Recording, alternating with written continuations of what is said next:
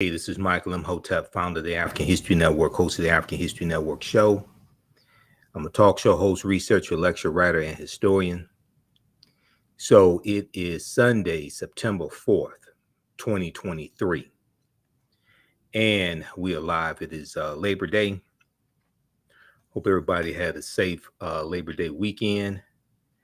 We're going to deal with the African American roots of Labor Day.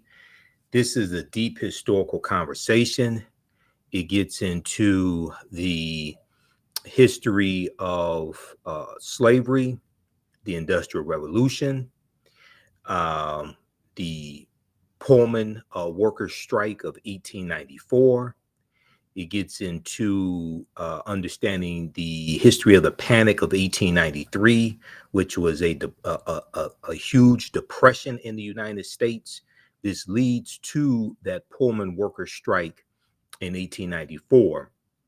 And it also involves racism because the Pullman Porters, who we hear so much about, were not allowed to strike because they were not allowed to join the union, the white union, because of racism.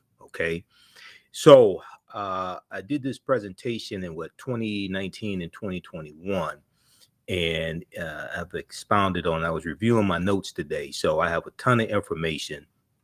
So bear with me. When I did this broadcast, when I did this presentation in 2021, it was 2 hours and 43 minutes. I don't want to do 2 hours and 43 minutes today, but we'll see. Okay. So I have a lot of information to share with you. Okay. Give us a thumbs up, give us a like on this broadcast, share this broadcast on your social media platforms, invite your friends to tune in also. I'm Michael Imhotep, founder of the African History Network, host of the African History Network show. All right.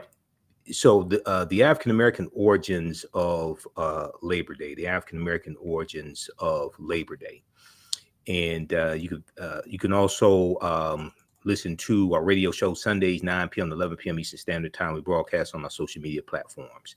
We were on 9:10 a.m. Superstation WFDF, but they've done a format change, so we're not on there anymore. But it doesn't stop us getting the information out.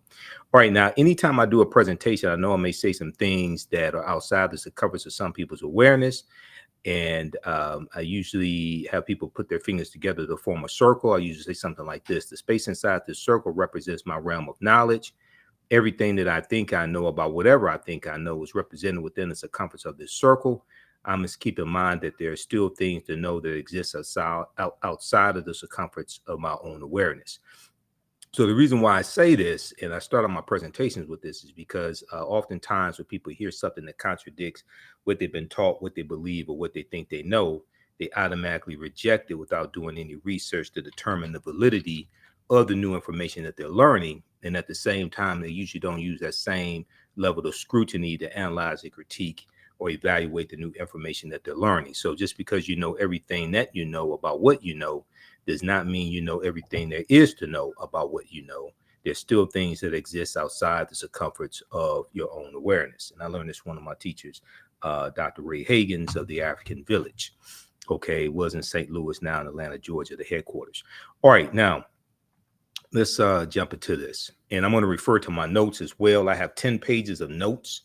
I have 10 pages of notes on this topic, notes that I've compiled over the years. And then I also have this PowerPoint presentation as well, and some articles we're going to reference also. All right. So what is Labor Day? What is Labor Day? Labor Day 2023 falls on September 4th. Labor Day pays tribute to the contributions and achievements of American workers and is the achievement of American workers and is traditionally observed on the first Monday in September. Traditionally observed on the first Monday in September. It was created by the labor movement in the late 19th century and became a federal holiday in 1894.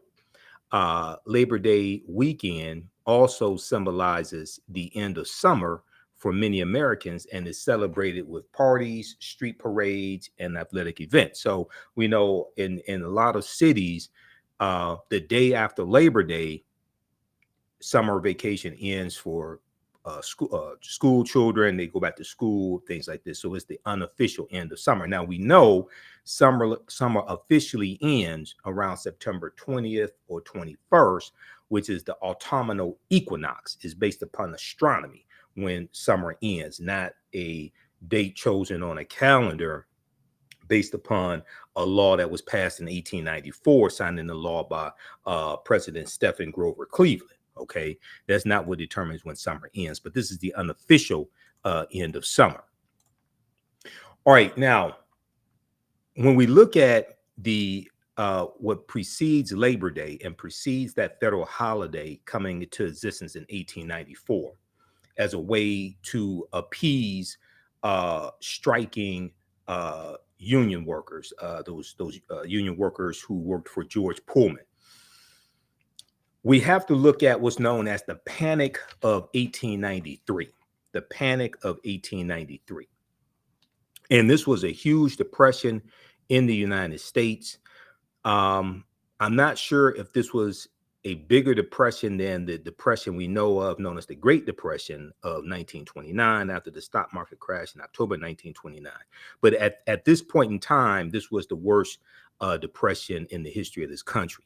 So the Panic of 1893 was one of the most severe financial crises in the history of the United States. The crisis started with banks in the interior of the country. Instability arose for two key reasons. First, gold reserves maintained by the U.S. Treasury fell to about $100 million from $190 million in 1890. At the time, the United States was on the gold standard, which meant the notes issued by the Treasury, the U.S. Treasury Department, could be redeemed for a fixed amount of gold, Now, the falling gold reserves raised concerns at home and abroad, outside the United States, internationally, that the United States might be forced to suspend the convertibility of Treasury notes, which may have prompted depositors to withdraw banknotes and convert their wealth into gold. The second source of the instability, which leads to this Panic of 1893, this Great Depression, was that economic activity slowed prior to the Panic of 1893. The recession or depression raised rates of defaults on loans, which weakened banks' balance sheets. Fearing for the safety of their deposits, men and women began to withdraw funds from banks.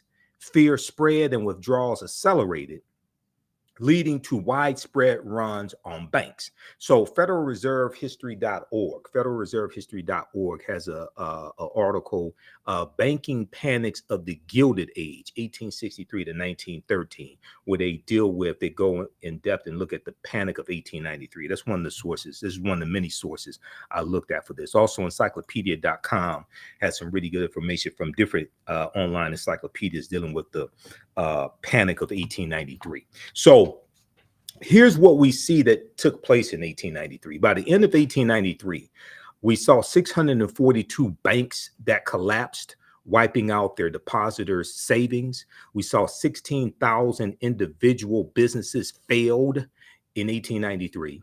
1 in 5 people in a working population of 15 million were without a job. The unemployment rate in the United States exceeded 10%.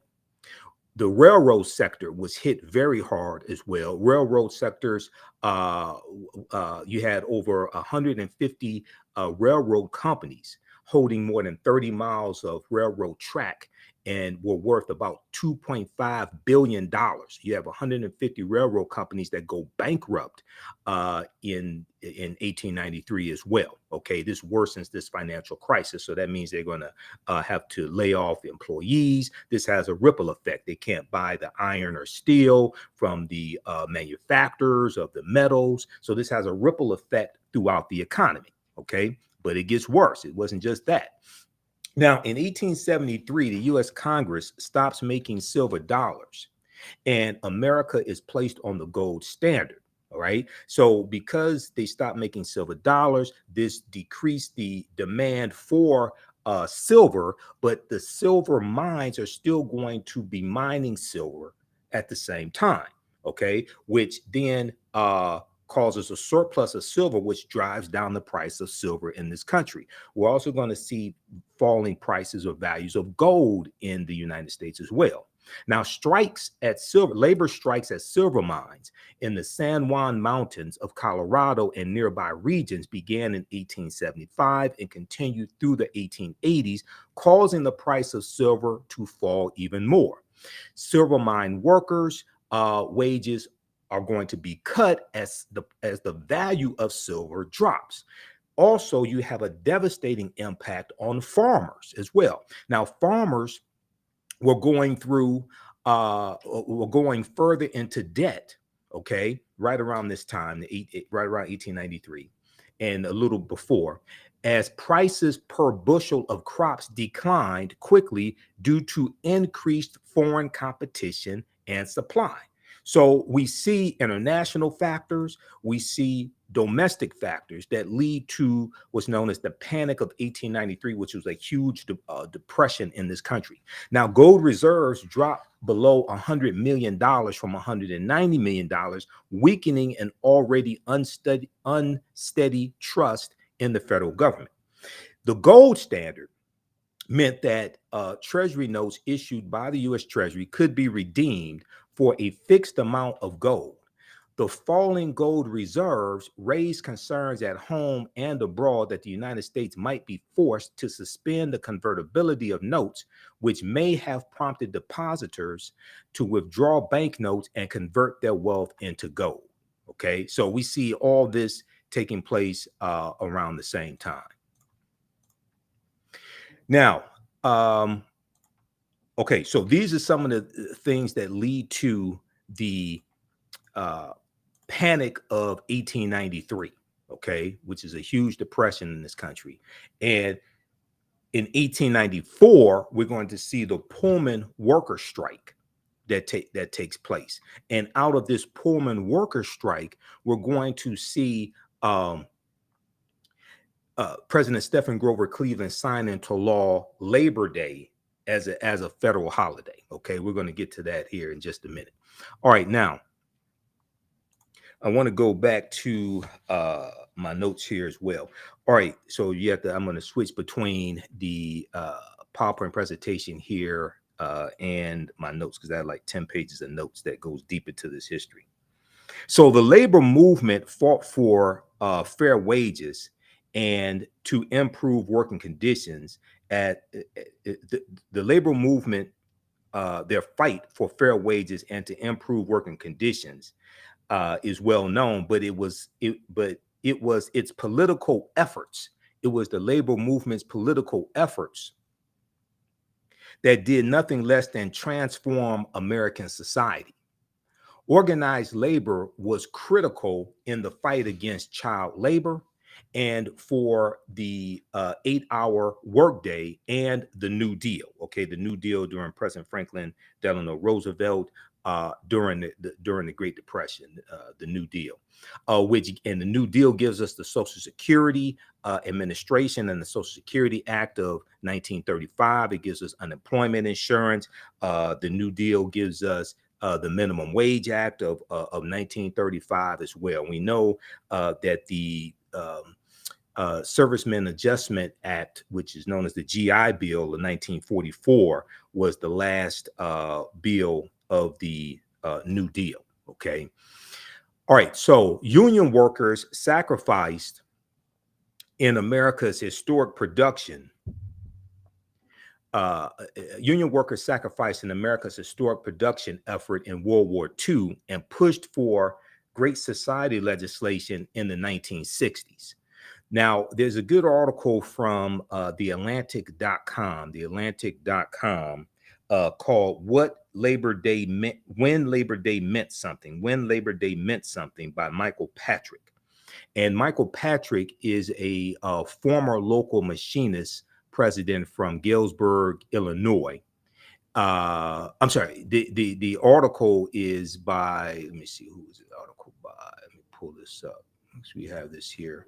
The article is by Chad Broughton, I should say. The article is by Chad Broughton, and he is talking about a former local machinist named Michael Patrick. Okay, so this is an article from theAtlantic.com called "When Labor Day Meant Something." When Labor Day meant something, and Chad Broughton said. He said, Michael Patrick, a former local machinist president from Galesburg, Illinois, where I've done research, cites his union's support for Medicare and the Civil Rights Act, now celebrating its 50th anniversary, as among his local union's proudest moments. And this article is from September 1st, 2014. September 1st, 2014. Now, those shared victories came at a cost. Those shared victories came at a cost. Agitation for antitrust legislation, shorter work days and work weeks, and the right to organize was often portrayed as un-American and violently repressed. So it was the shed of blood by the labor movement, by white Americans, African Americans, Latinos, etc., that is going to that is rooted in this celebration of Labor Day. And we see the Industrial Revolution play a part of this. And at the foundation of the Industrial Revolution is the labor of enslaved African people. I'm going to come to that in just a minute. Now, I talked about child labor laws, or the lack of child labor laws here in the late 1800s, and there was no 8-day work week. Most Americans worked 12 hours a day, a lot of them 7 days a week, things like this. You did not have these laws that protected the rights of workers and protected the safety of workers, etc. Okay, the labor movement is going to force these laws to come into existence. Now, in 1914, John Kirby, who was president of the National Association of Manufacturers, called the trade union movement, quote, an un-American, illegal, and infamous conspiracy. An un-American, illegal, and infamous conspiracy. Anti-labor employers fought against what they saw as incipient communism with strike breaking, blacklisting, vigilante violence, and by enlisting government force to their side. So when you go study this labor movement, you see corporations exploiting the labor of white people, exploiting the labor of white immigrants coming to this country, and definitely exploiting the labor of African people. As you know, and what white supremacy does is it pits groups of oppressed people against each other to fight one another. You've seen some of my presentations dealing with the Bacon's Rebellion, the 1675 and 1676, which helps to lay the foundation of racial classification in this country. Look up Bacon's Rebellion, BACON''S, Bacon's Rebellion in the colony of Virginia, where you have Nathaniel Bacon, who was a wealthy plantation owner, who leads this rebellion of enslaved Africans, white indentured servants, free African Americans, poor white people, etc. And they realized that they had a common enemy in the wealthy plantation owners in the colony of Virginia, and they lead a rebellion against them to overthrow the colony. And in 1676, they're going to burn down the town of Jamestown, Virginia. Okay, this is Bacon's Rebellion. And it's going to be after Bacon's Rebellion, right around 1681, that the Virginia colony and then the other colonies are going to adopt in widespread usage the term white to classify all the people coming from Europe who we would classify as white, to put them all on, to put them in one category, regardless of how much money they had, how much land they owned, or status, to separate them from the African people who they were uniting with, because they realized that this minority wealthy, the minority wealthy plantation owners had a problem with the masses uniting against them. So they had to separate the masses. So they created these classifications. All right, now, anti-labor movements, anti-labor employers fought against what they saw as incipient communism, okay, with strike breaking, blacklisting, vigilante violence, and by enlisting government force to their side. During the Red Scare of 1919 to 1921. Now, this is during the same time of the Spanish flu pandemic of 1918, 1919, 1920, right around that time.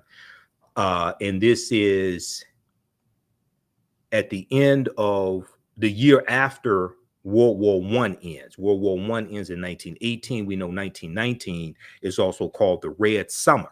The Red Summer of 1919, when you had about 25 major race riots all across this country, and the streets of America were flowing with blood. That's the Red Summer of 1919. Okay, and it was named the Red Summer by James Weldon Johnson, who wrote "Lift Every Voice and Sing," and he said the streets of America were flowing with blood.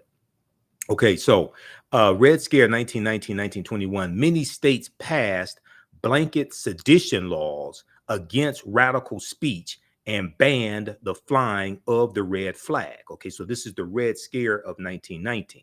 All right, so what was the Red Scare? Okay, and what is sedition? Okay, now you've heard of sedition and dealing with charges brought against Donald Trump, as well, dealing with Mar-a-Lago and that's dealing with the conspiracy, that's dealing with the Espionage Act. Espionage Act, I think, of 1917. Okay, dealing with Donald Trump. But what is seditious conspiracy? Okay, there's a good article from the Washington Post that deals with this called "What is Sedition?" The charge is the charge of seditious conspiracy is defined in the Federal Criminal Code, section 2384, as an effort by two or more people to, quote, conspire to overthrow, put down, or to destroy by force the government of the United States. Okay, an effort by two or more people to, quote, conspire to overthrow,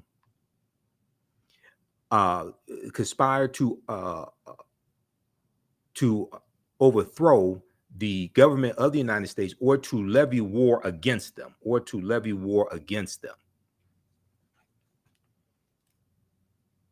or to oppose by force the authority thereof, or by force to prevent, hinder, or delay the execution of any law of the United States, or by force to seize, take, or possess any property of the United States contrary to the authority thereof. They shall each be fined under this title or imprisoned not more than 20 years or both. So check out the article. This is just an excerpt of the article from the Washington Post, WashingtonPost.com. What is sedition? What is sedition? This is from January 13th, 2022. Okay, so when we look at the Red Scare of 1919 to 1921, what is the Red Scare? The Red Scare was hysteria over the perceived threat by communists in the United States during the Cold War between the Soviet Union and the United States, which intensified in the late 1940s and early 1950s. Communists were often referred to as Reds, R-E-D-S, Reds, for their allegiance to the red Soviet flag. The Red Scare led to a range of actions that had a profound and enduring effect on the U.S. government and U.S. society. Federal employees were analyzed to determine whether they were sufficiently loyal to the U.S. government, and the House Un-American Activities Committee, as well as U.S. Senator Joseph R. McCarthy, investigated allegations of subversive elements in the U.S. federal government and in the Hollywood film industry. The climate of fear and repression linked to the Red Scare finally began to ease in the late 1950s. Okay, and here's Senator Joseph McCarthy, was a Republican from Wisconsin. He was in the U.S. Senate 1947 to 1957. Okay, and there was a Red Scare from about say 1917, 1920, that period of time. The first Red Scare occurred in the wake of World War I. The Russian Revolution in 1917 saw the Bolsheviks, led by Vladimir Lenin, topple the Romanov dynasty, kicking off the rise of the Communist Party and inspiring international fear of Bolsheviks and anarchists. In the United States, labor strikes were on the rise, and the U.S. press, the media, the press, the newspapers, sensationalized them as being caused by immigrants bent on bringing down the American way of life. The Sedition Act, so it's like some Republicans today talk about an invasion of immigrants and things like this, and they're going to change American way of life, etc. You know, and you have the fear of the browning of America, that by 2043, the majority white people will no longer be the majority population in this country. Some white people fear this, others don't. A lot of Republicans do. Okay, so we see history may not exactly repeat itself, but it definitely rhymes. The Sedition Act of 1918 targeted people who criticized the U.S. federal government, monitoring radicals and labor union leaders with the threat of deportation. Okay, so we see this anti-government approach to unions. Okay, because the government is going to be pretty pro-corporation. So Labor Day commemorates, you have parades and cookouts, things like this. There was also bloodshed for unions to exist. There was bloodshed for labor rights that exist today. Some of that blood was by African Americans, but we also have to keep in mind, and what gets left out a lot of these Labor Day commemorations and celebrations, things like this, what gets left out by a lot of these celebrations is that the foundation of the Industrial Revolution and the labor movement comes about as a result of the Industrial Revolution, trying to get labor laws put in place to protect workers that are working in factories that have poor sanitation, poor ventilation, no rights to protect children. You have children as young as 5 and 6 working along with their parents in these factories and getting a fraction of what the adults are getting, a fraction and pay what the adults are getting. The foundation of the Industrial Revolution was the enslavement of African people. And the Industrial Revolution is going to begin in the 1790s in Manchester, England. And the crop that's the foundation of the Industrial Revolution is cotton, the production of cotton. And most of that cotton was produced by enslaved African people. Okay. Now, Kev Butterfield said here, I love it when uninformed, ignorant people post here on my page, and I make them black famous. So look, Kev, you're going to become black famous. Kev Nance, I think we need a white American history network. You have one. It's called the History Channel. He must not have cable. It's called the History Channel. I love it when I just let stupid people talk. I love it when they say stupid things like that. It's called the History Channel. Go to history.com, official website of the History Channel. You got one. So he must not have cable. All right, let's continue here. Oh, simple Simon ass people. All right, now let's continue. Okay, so we have all these different things taking place at the same time. The Red Scare, uh, Sedition Act of 1918. History.com, speaking of the White History Channel, Kevin, um, read the article here, Red Scare at history.com. Okay. The Sedition Act of 1918 targeted people who criticized the government, monitoring radicals and labor union leaders with the threat of deportation. Now, Labor Day began not as a national holiday, but in the streets of America, when on September 5th, 1882, thousands of bricklayers, printers, blacksmiths, railroad men, cigar makers, and others took a day off and marched in New York City. 8 hours for work, 8 hours for rest, 8 hours for what we will, read one sign that the protesters were carrying. A placard in the following year's parade read, "We must crush the monopolies lest they crush us. We must crush the monopolies lest they crush us."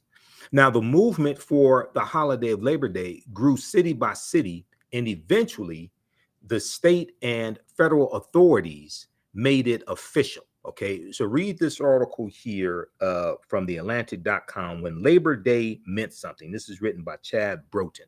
This is from September 2014. Okay, all right, now let's continue.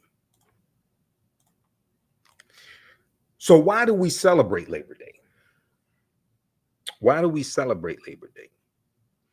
Labor Day, as I said, is an annual celebration of workers and their achievements originated during one of American labor history's most dismal chapters. In the late 1800s, at the height of the Industrial Revolution, and as I stated, and we're going to get into this as well, the Industrial Revolution is tied to slavery. The foundation of the Industrial Revolution comes from the products produced by enslaved Africans.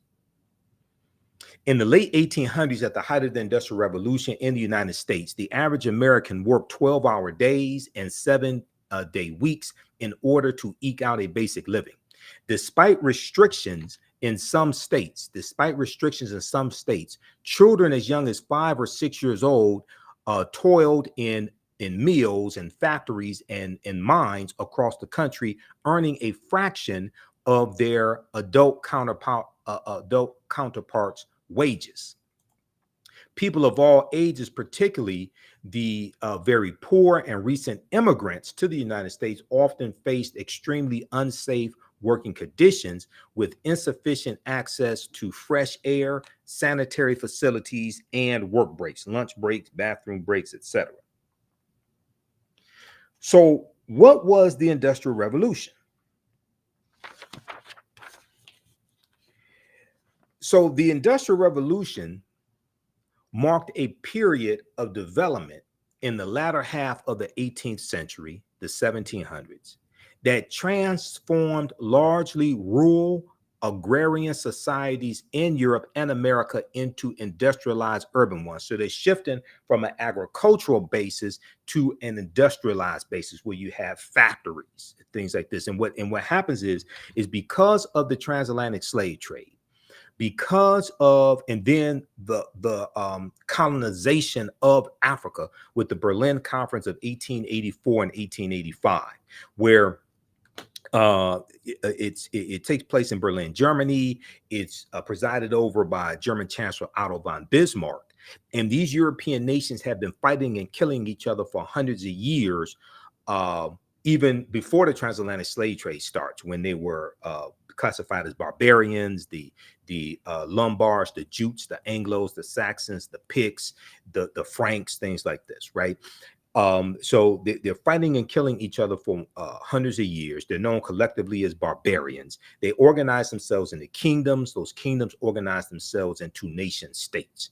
And then and you have the transatlantic slave trade, and they're fighting and killing each other over the mineral wealth and the natural resources that are in Africa.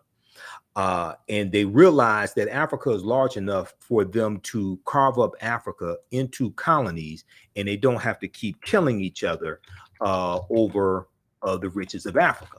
Okay, so you have the Berlin Conference of 1884, 1885. And what happens is, because of the almost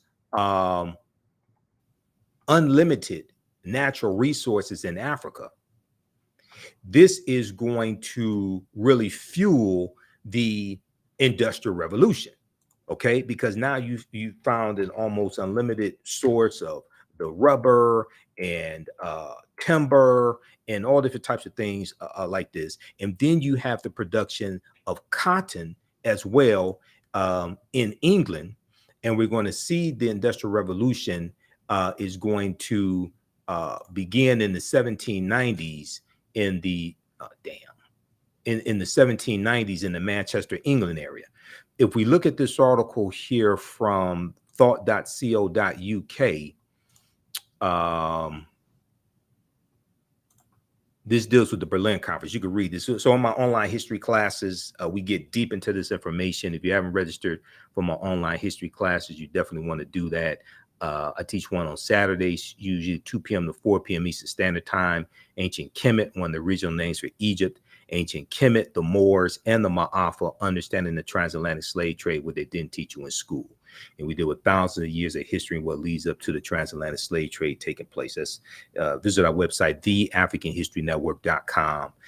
You can register for that class. But this article here, the Berlin Conference to Divide Africa, the colonization of the continent by European powers.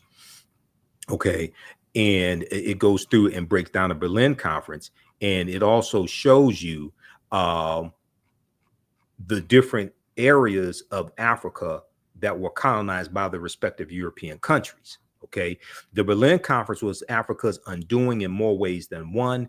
The colonial powers superimposed their domains on the African continent. By the time independence returned to Africa in 1950, the realm had acquired a legacy of political fragmentation that could neither be eliminated nor made to operate satisfactorily, end quote.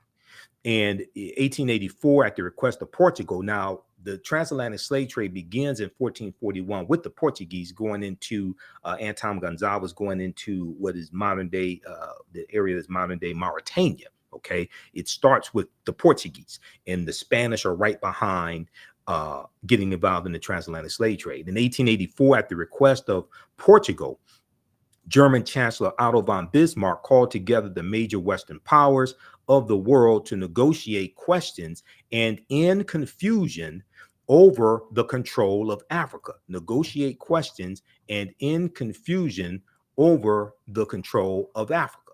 Okay, this is all about power and being able to exploit the natural resources of Africa. German Chancellor Otto von Bismarck appreciated the opportunity to expand Germany's sphere of influence over Africa and hoped to force Germany's rivals to struggle with one another for territory. At the time of the conference, 80% of Africa remained under traditional and local control. What ultimately resulted was a hodgepodge of geometric boundaries that divided Africa into 50 irregular countries. Now we know we have 50 countries in Africa, okay? But you have this hodgepodge of geometric boundaries that divides Africa into 50 irregular countries.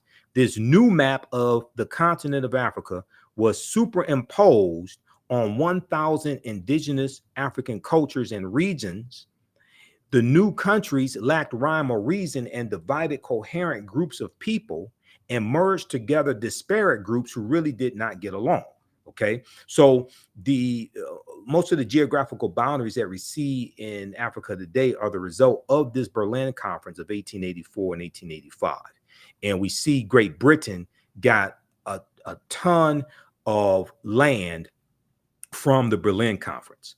The countries represented at the time included Austria-Hungary, Belgium, Denmark, France, Germany, Great Britain, Italy, the Netherlands, Portugal, Russia, Spain, Sweden, Norway, Turkey, and the United States of America. Of the 14 nations that were at the Berlin Conference, France, Germany, Great Britain, and Portugal were the major players in the conference, controlling most of colonial Africa at the time.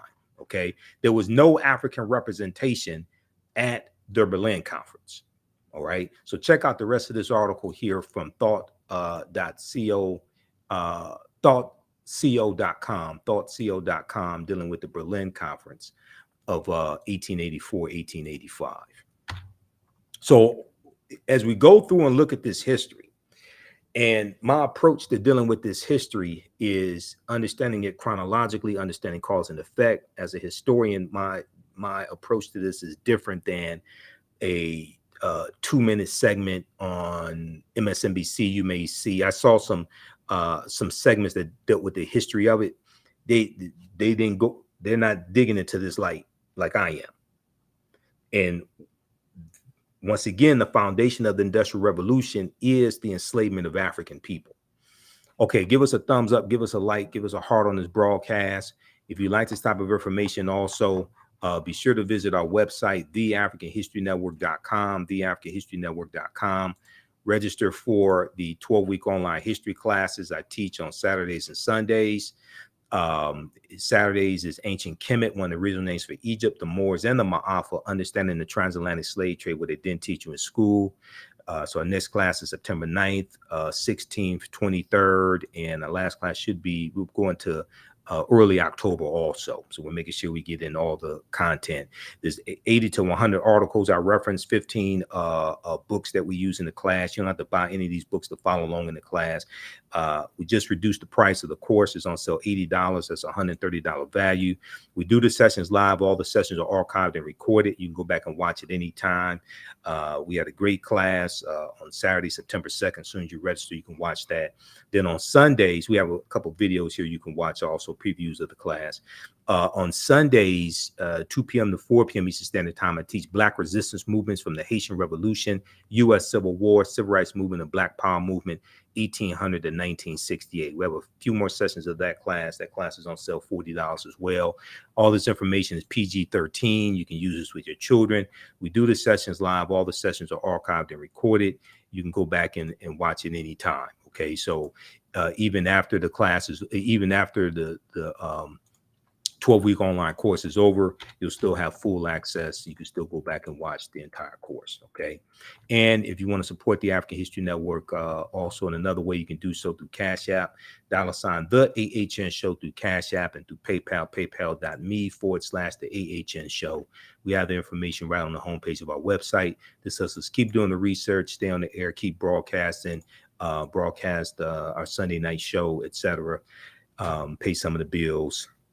So you can support us there. $ TheAHNShow through Cash App, through PayPal, paypal.me/TheAHNShow through Cash App. When you go to it, it'll say Michael. It may show my picture there, but we have the information on the homepage of our website, because some unscrupulous people set up fake African History Network Cash App accounts, and they've been stealing money from us. So I'm still trying to get those shut down. All right, let's continue here. Okay. Let's go back to the PowerPoint presentation here. All right, now, hold on, it skipped ahead for some reason.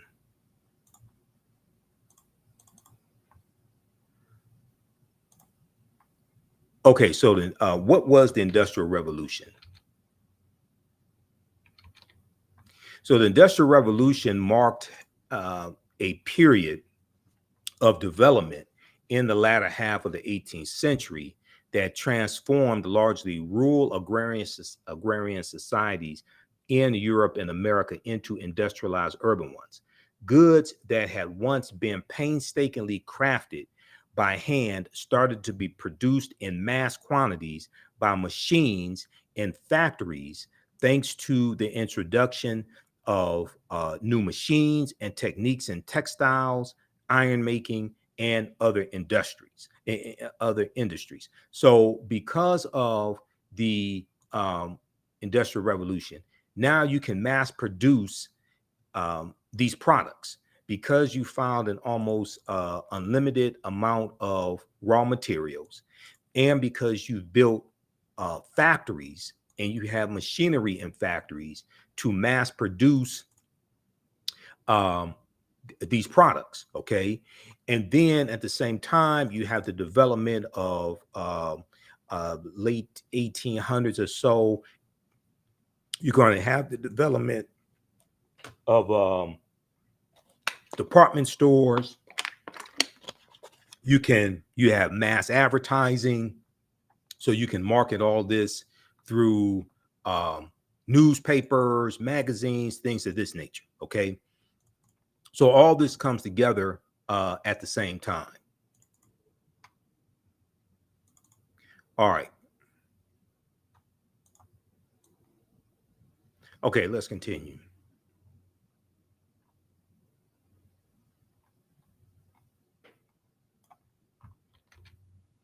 Okay, so we have the goods that had once been painstakingly crafted by hand started to be produced in mass quantities. Fueled by the game-changing use of steam power, the Industrial Revolution began in Britain and spread to the rest of the world, including the United States, by the 1830s and 1840s. Modern historians often refer to this period as the first industrial revolution to set it apart from a second period of industrialization that took place from the late 19th century, the late 1800s, to early 20th centuries, and saw rapid advances in the steel, electric, and automobile industries. So read the article. History.com, official website of the History Channel, has a good article called Industrial Revolution. Now, also, more efficient mechanized production meant Britain's new textile factories could meet the growing demand for cloth, both at home and abroad, where the nation's many overseas colonies provided a captive market for its goods. Okay. In addition to textiles, the British iron industry also adopted new innovations. So you're dealing with British colonialism, you're dealing with a demand for these products in British colonies. So let's look at slavery and the Industrial Revolution. Okay, slavery and the Industrial Revolution. And there's a really good article with a number of slides in it from BBC.com, British Broadcasting Company, BBC.com, called Slave Trade and the British Economy. Slave Trade and the British Economy. So from the 1750s onward, a new industry emerged in Britain: the production of cotton cloth. Wool production had previously been Britain's major industry, but cotton had one key advantage: machinery could process cotton fibers better than wool. So we know wool comes from sheep, okay? And you're going to have the demand for cotton, the production of cotton, and a lot of this cotton is going to be produced by enslaved Africans. But then also in 1793 in the US, you're going to have the cotton gin that's going to be created by Eli Whitney. And the cotton gin was a device that picked the seeds out of cotton. You're going to have the cotton gin, and you're going to have copies of the cotton gin as well. And this is going to greatly reduce the cost of producing cotton and drive up the sales of cotton and drive up the value of cotton, drive up the sales of cotton and the demand for cotton and the value of it as well. Okay, as a result, it was in cotton production that the Industrial Revolution began.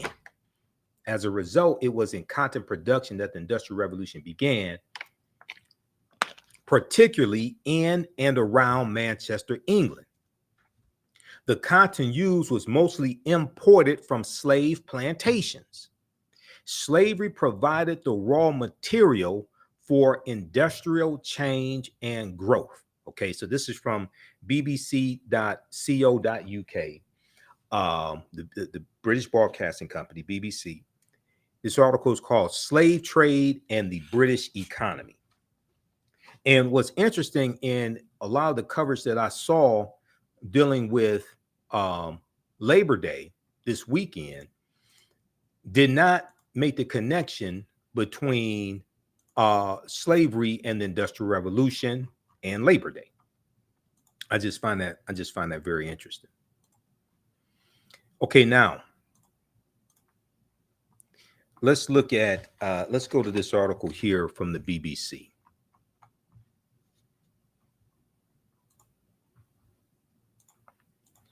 This is called Slave Trade and the British Economy. There's a couple things I want to highlight here because they have some slides here. We're not going to go through the entire article, but I want to highlight slide 1 and slide 4.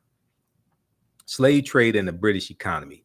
British profits were made from exporting manufactured goods to Africa and importing products of enslaved labor such as sugar. And we know sugar grows in tropical climates, which is why one of the plantations that the Spanish are setting up, especially Christopher Columbus, when he goes into the Bahamas and Jamaica and in Hispaniola, or what became known as Haiti or Haiti, Cuba, Puerto Rico, Honduras, Panama, they're setting up sugarcane plantations because sugarcane grows in warmer climates. Ports such as Glasgow in England, Bristol, and Liverpool prospered as a result of the slave trade.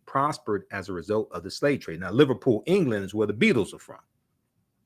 So I learned about Liverpool from the Beatles, when I was younger. And, I lived before I started studying history. I learned about Liverpool because that's where the Beatles are from. The slave trade and the British economy. Today we view the history of slavery in terms of its horrific human impact. But in the 18th and 19th century, the 1700s and 1800s, financial considerations dominated the interests of those involved in the slave trade. So they didn't care about the humanity of people because they didn't think African people were human in the first place. It was all about the Benjamins, okay, or the pounds. Okay, it's all about the pounds. Okay, so it was all about money. They didn't care about the humanity because they didn't think African people were human in the first place. Enslaved African people were seen as property, and their experience as human beings was not considered. To understand the extent to which Great Britain has been shaped by the slave trade, it is important to consider the scale and breadth of slavery's impact on the British economy. Okay, so we look in the 1700s, Bristol. We look at these graphics here. Bristol, Liverpool, Glasgow are small ports. Okay, in England. 80% of British exports go to Europe. Okay, like wool and then later cotton. 1711, South Sea Company is set up. 1733, the Molasses Act bans import of foreign sugar to North America. 1750, cotton production emerges as a major British industry. 1760, Glasgow, England becomes main UK tobacco importer. 1800, 60% of British exports go to Africa and America. Bristol, Liverpool, Glasgow are major cities. Okay. The British economy was transformed by the transatlantic slave trade. The British economy was transformed by the transatlantic slave trade. Now, this is an example why on May 19th, 2018, which was Queen Charlotte Sophia's birthday, but also Malcolm X's birthday, when Meghan Markle married Prince Harry, and you had a lot of African Americans who watched the royal wedding and got teary-eyed and said they're in love and all this stuff. I said, what the hell does love have to do with it? I said, Meghan Markle is marrying into a family of colonizers. I didn't call them colonizers because they're white. I call them colonizers because Great Britain at one time colonized 1/5 of the world's population. And we know in 1952, when Elizabeth became queen because her father died, 1952, we know at that period, at that point in time, that's right around the time that the Mau Mau Rebellion begins, 1952 to 1956. About a little more than 25% of the world's population lived under British rule. They were colonies of Great Britain. So she married into a family of colonizers. Okay, then some people took exception to what I said, things like that, but the history proved it true. The history proved true of what I was talking about. And all you have to do also is go watch my broadcast I did when Queen Elizabeth II died, because we got deep into that history once again. Read that article I just showed you about the Berlin Conference of 1884 and 1885, and you see I was absolutely correct. Now, in 1700, 80% of British trade went to Europe from ports on the east and south coast in 1700. Okay, 80% of British trade went to Europe from ports on the east and south coast. But by 1800, 60% of British trade went to Africa and America. By 1800, 60% of British trade went to Africa and America, sailing from the three main West Coast ports, Glasgow, Liverpool, and Bristol. So 1700, what we call the United States of America, doesn't exist. You have colonies. The American Revolution is 1675 to 1683. Okay, so you don't even have a United States of America in 1700. All right. Now, ports such as London, England, Bristol, and Liverpool prospered as a direct result of involvement in the transatlantic slave trade. Other ports, such as Glasgow, profited from the tobacco trade. Thousands of jobs were created in Britain, supplying goods and services to slave traders. So this is one of the many examples of how the transatlantic slave trade fueled wealth in Britain. And what I was explaining to people who were teary-eyed and distracted by all the opulence and wealth when Meghan Markle married Prince Harry, is I said a good portion of the billions of dollars that Great Britain produced off of the slave trade, I mean, a good portion of the wealth that Great Britain produced from trading goods and things like this. But the opulence that we saw, the gold and all the costumes, all the regalia, all that stuff was profited from, paid for by the blood and the sweat and the labor of enslaved African people. Thousands of jobs were created in Britain supplying goods and services to slave traders. In a period that saw Britain industrialize, profits could be made by exporting manufactured goods to Africa, and then further profits accrued from imported products made using enslaved labor. Imported products made using enslaved labor, such as sugar, which became very fashionable with British people, because in Britain, England, they're known for drinking what? Tea. T-E-A, drinking tea, right? Like you had the Boston Tea Party here in the colonies, revolting against the high prices and the taxation on tea. And this started out as British colonies, right? The United States. What do you put in tea to sweeten it?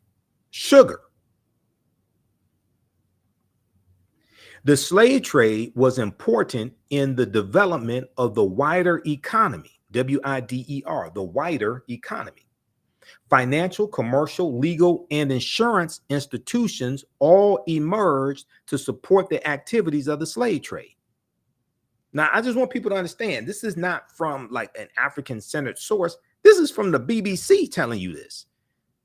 the British Broadcasting Company. They very well documented the transatlantic slave trade and what happened.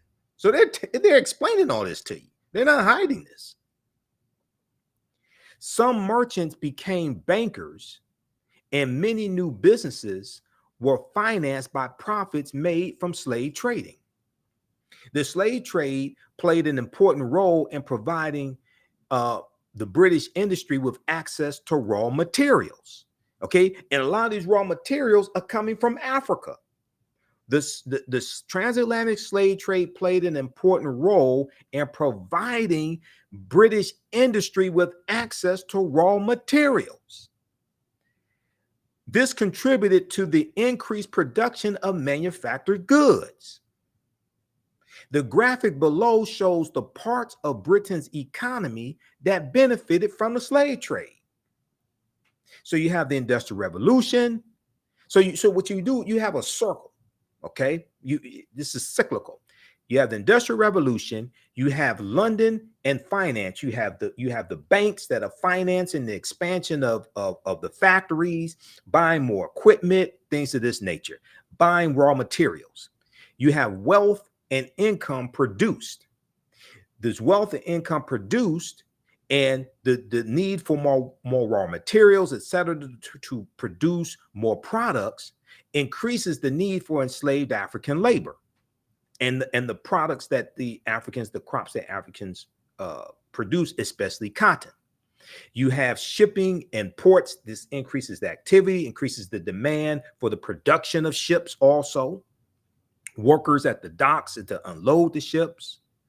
You have exports and manufacturing that increases as demand increases. So you have this cycle. All right. Now, I want to go to slide 4. That was slide 1. I'm going to go to slide 4. Slave trade and the British economy. This is from the BBC. So this isn't from Dr. Joseph Ben Yakin. This isn't for Dr. Joseph Ben Yakin. This isn't Dr. John Henry Clark. This isn't Dr. Leonard Jeffries. This isn't who's one of my teachers. This is from Professor James Small. This isn't from Professor Kaba Hiawatha Kamene or Dr. Malefe Kete Asante or Tony Browder. This is from the BBC. So if you got a problem with this, go argue with them, because they kept very well documented records on what they did. Manufacturing. This is what I wanted to focus on.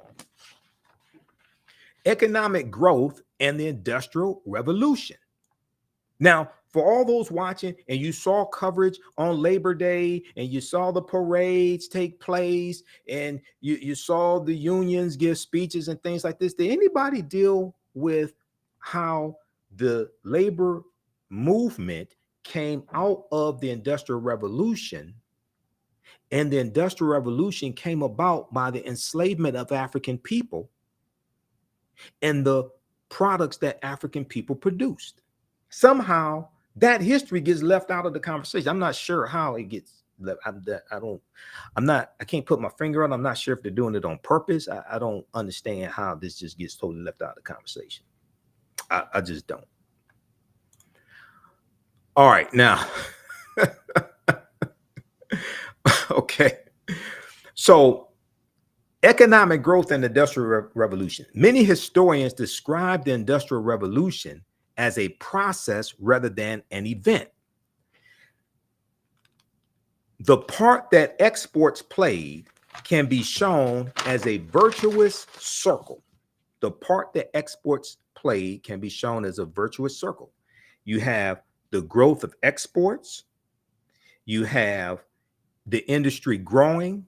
You have business owners invest and look for better machines. So you have the development of better machinery to go into factories, expansion of factories, building more factories. Machines get better. They can produce products at a cheaper cost, produce them more efficiently. You're going to have the increase for labor, to hire more people. And as you're producing more products, as you can drive down the price of products as well. And also you have people who have jobs, so they can afford to buy a little something as well. So this also increased a demand for these products. So exports grow. You have products being exported internationally, but you also have the consumption of products domestically. Okay, so we see this cycle. All right, now cotton. From 1750 onwards, a new industry emerged in Britain, the production of cotton cloth. The production of cotton cloth. Wool production had previously been Britain's major industry, but cotton had wool production had previously been Britain's major industry, but cotton had one key advantage. Machinery could produce cotton fibers better than wool. Even like I said, wool comes from sheep. As a result, it was cotton production that began the Industrial Revolution. As a result, it was in cotton production that the Industrial Revolution began, particularly in and around Manchester, England. The cotton used was mostly imported from slave plantations. Slavery provided the raw material for industrial change and growth. So you can't talk about the labor movement. You can't talk about Labor Day, and Labor Day comes as a result of the labor movement, and Labor Day becomes a federal holiday in 1894. And the reason why you have a labor movement is because of the Industrial Revolution and the unsanitary and unsafe conditions in those factories. And the labor movement is fighting for regulation of the Industrial Revolution. But the Industrial Revolution becomes about specifically because of the transatlantic slave trade and the products that African people were creating. You can't talk about Labor Day without talking about the enslavement of African people. But somehow people find a way to do that. The cotton used was mostly imported from slave plantations. Slavery provided the raw material for industrial change and growth. The growth of the Atlantic economy was an integral part of the growth of exports. For example, manufactured cotton cloth was exported to Africa. The Atlantic economy can be seen as the spark for the biggest change in modern economic history. The Atlantic economy in the 1700s was founded on slave labor. Once again, I want everybody to understand, this is not me saying this. This is not Dr. Leonard Jeffries. This is not Professor James Small, Professor Kabahaya Watha Kamene. This is not African Center Scholars. This is the British Broadcasting Company. This is the BBC telling you this, because they kept thorough records of what they did. So I just want everybody to understand this, because you always have people, why are you bringing up old stuff? Why are you talking about history? Oh, this is racist. Well, racism is a system of advantage and privilege distributed based upon race, which comes out of the ideology of European white supremacy for the purpose of preserving genetic white survival on the planet is less than 10% European. This does deal with racism. You're absolutely correct. But this deals with history. Key features of the Industrial Revolution: introduction of factories, introduction of cotton, increase in productivity, use of machines, water and steam power, and falling prices. Okay. Key features of the Industrial Revolution included products were made in factories instead of at home. Workers used machines instead of working by hand. The machines were driven by water or steam. One worker could produce much more each day. For example, a cotton spinner could spin 200 times as much cotton in the year 1800 compared to 1700. Cotton becomes Britain's greatest export industry. Okay, so check out the rest of this here. And this is some of the information we get deep into in my online history classes. So if you haven't registered for those, be sure to register for those at our website, TheAHNShow.com, TheAHNShow.com. And we'll post a link here as well. So we do that on Saturdays, 2 p.m. to 4 p.m. Eastern Standard Time. As soon as you register, you can start watching the content. We have the information right on the homepage of our website. All right, let's continue here. So how you all like this type of information? Are you all learning anything? The history of Labor Day, and I've researched this history thoroughly, the history of Labor Day is much deeper than what you see on TV with the parades, speeches, things like this. And the roots of Labor Day go into the transatlantic slave trade.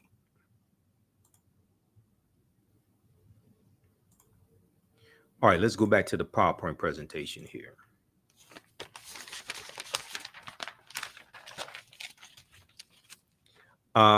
Okay, slavery and the Industrial Revolution. Okay, we did that. And let me get, okay, go back to my notes. Okay, so then we're going to have the U.S. Civil Wars, 1861 to 1865. And the Civil War in the United States begins in 1861, April 12, 1861, with the attack on Fort Sumter. South Carolina becomes the first state to secede from the Union, December 20th, 1860, about 6 weeks after Abraham Lincoln becomes president-elect. South Carolina and other southern states fear that Lincoln is going to free the enslaved Africans. They secede from the Union, set up the Confederate States of America around February of 1861. You're going to have 11 states that are going to be part of the Confederate States of America. They set up their own government, their own constitution, their own monetary system. The Civil War in the United States begins in 1861 after decades of simmering tensions between North and Southern states over slavery, states' rights, and westward expansion. Slavery, states' rights, and westward expansion.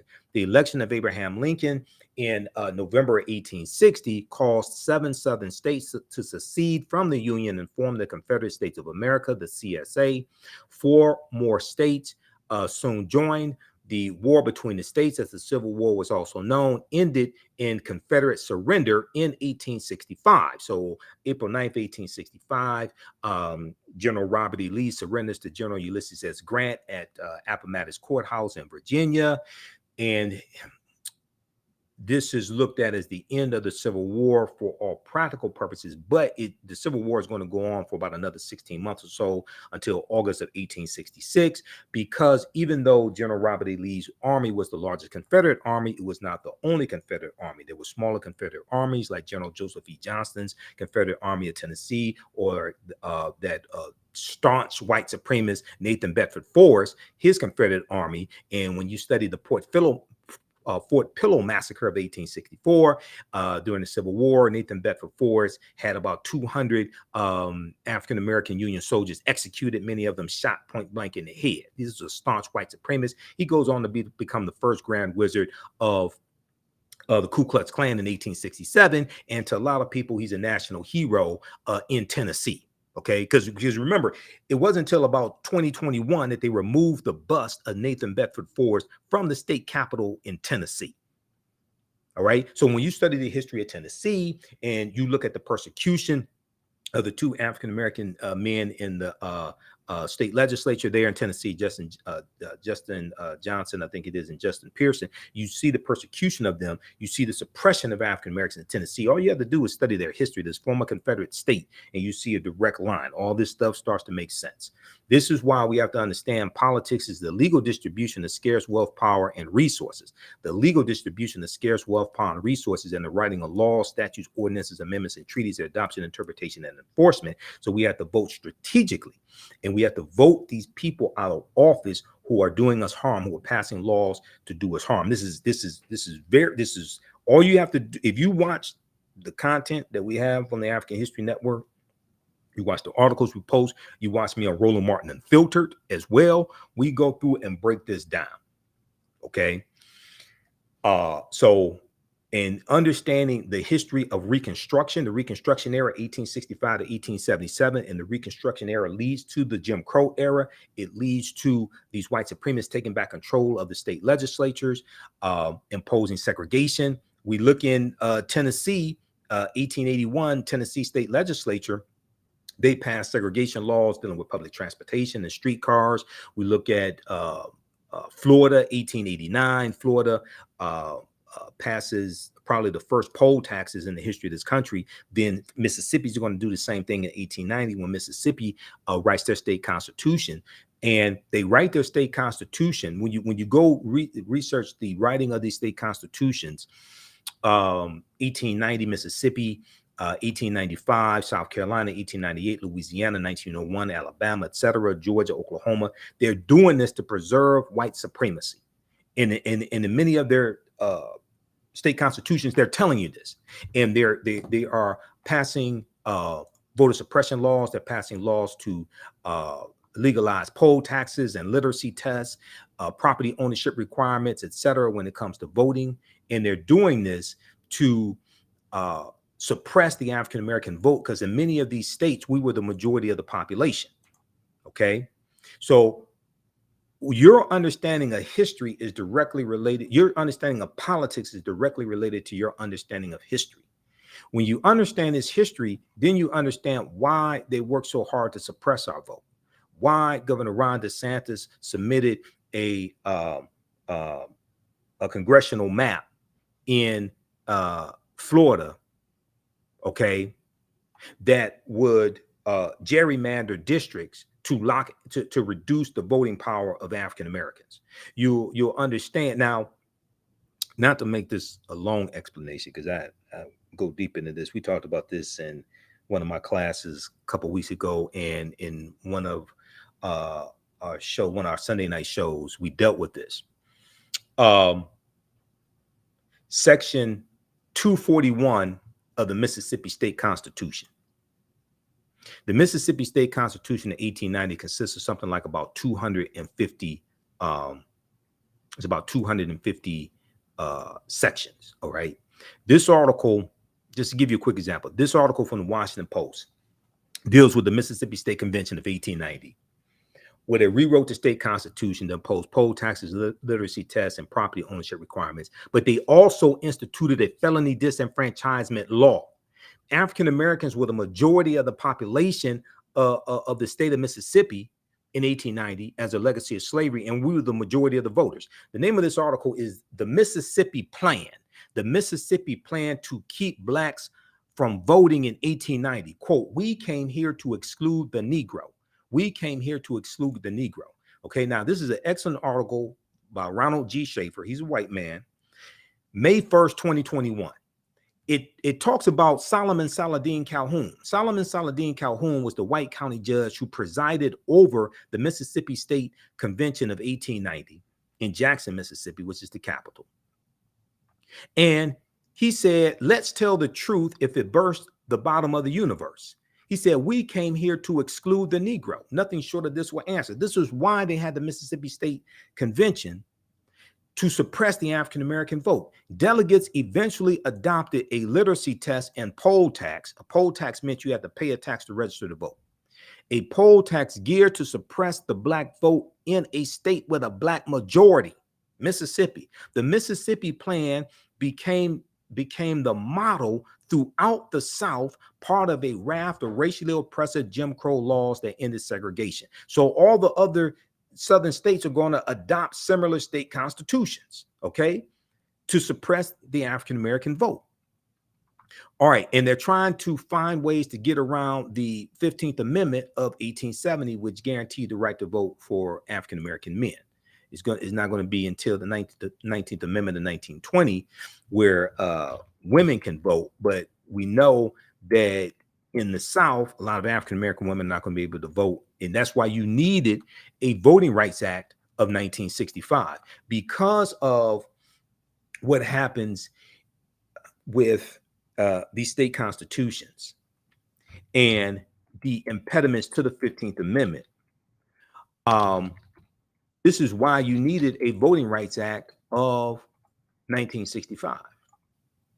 All right, now, very quickly here, there's an article that I'm looking for. I think this is it right here.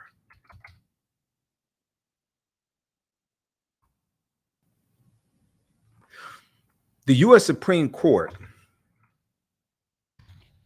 Recently, in June of 2023, the U.S. Supreme Court refused to hear a challenge to the Section 241 of the Mississippi State Constitution of 1890. And the reason why I'm bringing this up, because I hear all these Black conservatives running around saying slavery was a long time ago, Jim Crow era was a long time ago, that doesn't have anything to do with today. That's a lie. Those are people that don't study history, or they do study history and they're trying to deceive people. That's an absolute blatant lie. A lot of those laws and policies are still in effect, and they're shaping policy today. Or if you look at something like the lost cause, which comes about shortly after the Civil War ends, and the lost cause was a revisionist history taught by the South, that the Civil War was about states' rights, it was not about slavery, that the slaves were happy slaves, that the institution of slavery benefited everybody. Okay, and the slaves were too ignorant to take care of themselves, therefore they had to be taken care of by benevolent masters. This is called the lost cause. Go research the lost cause. Okay, this article right here from MississippiFreePress.org, MississippiFreePress.org. Mississippi Jim Crow felony voting law will remain after Supreme Court denies appeal. This is from June 30th, 2023. This stuff is not ancient history, okay? We're seeing how the laws and policies of the past shape the present and the future. This deals with Section 241 of the Mississippi State Constitution of 1890. And the U.S. Supreme Court refused to hear a challenge to this felony disenfranchisement law that goes back to 1890 at the Mississippi State Convention. And Judge Ketanji Brown Jackson wrote a scathing dissension to the Supreme Court refusing to hear this case. Mississippi's Jim Crow era prohibitions on allowing people convicted of certain crimes to vote will remain after the U.S. Supreme Court declined to hear an appeal in the case today. The Fifth Circuit, the Fifth U.S. Circuit Court of Appeals ruled in favor of upholding the law last year in Harness versus Watson. So that's 2022, Harness versus Watson. Mississippi's white supremacist leaders adopted it in 1890 in an attempt to disenfranchise Black residents for life. Disenfranchise Black residents for life. So if you convicted of certain crimes, murder, things like this, rape in Mississippi, you lost your right to vote for life. It was designed to target African Americans to reduce the number of us who could vote. White lawmakers designated certain crimes that they believed Black people were more likely to commit as lifelong disenfranchising crimes. The law disproportionately disenfranchises Black Mississippians at a higher rate than white residents. U.S. Supreme Court Justice Judge Ketanji Brown Jackson recounted the law's history today in a dissent against the court's refusal to take up the case. Justice Sonia Sotomayor joined her. Judge Ketanji Brown Jackson, in her dissent, said, quote, "The president of the 1890 Mississippi Constitutional Convention said it plain. Let us, quote, let us tell the truth if it bursts to the bottom of the universe. We came here to exclude the Negro. Nothing short of this will answer," end quote. To further that agenda, the convention placed 9 crimes in Section 241 of the Mississippi State Constitution as basis for disenfranchisement, believing that more Black people would be convicted of those crimes than white people, end quote, Judge Ketanji Brown Jackson wrote. She went on to say, quote, 8 of those crimes have remained in Section 241 since 1890 without interruption. Thus, the convention's avowed goals continue to be realized via its chosen mechanism. Today, Just as in the convention's aftermath, thousands of Black Mississippians cannot vote due to Section 241's operation, end quote. Read the rest of this article here, okay? This is just an example of this history and how it is still impacting us today. All right. Okay, so read that. Okay, let's get back to this. How's everybody doing? Also, once again, if you like this type of information, you can support the African History Network, $ the AHN Show through Cash App, $ the AHN Show through Cash App, also through PayPal, paypal.me/the AHN Show. So let's keep doing the research, stay on the air, keep broadcasting, and we have the information on the homepage of our website as well. When you scroll down past the information about our classes, we have the PayPal Cash App information here. This is our official Cash App account, $ the AHN Show, SHOW. When you go to it, it'll say Michael. These other ones are fake African History Network Cash App accounts. So that's why I put the tag here. When you click here, it takes you to our QR code. Okay, and we have our link for PayPal here as well. All right, let's continue. And we have the link here in the thread of the broadcast. All right, let's go back to the PowerPoint presentation. So we have the U.S. Civil War, 620,000 Americans die.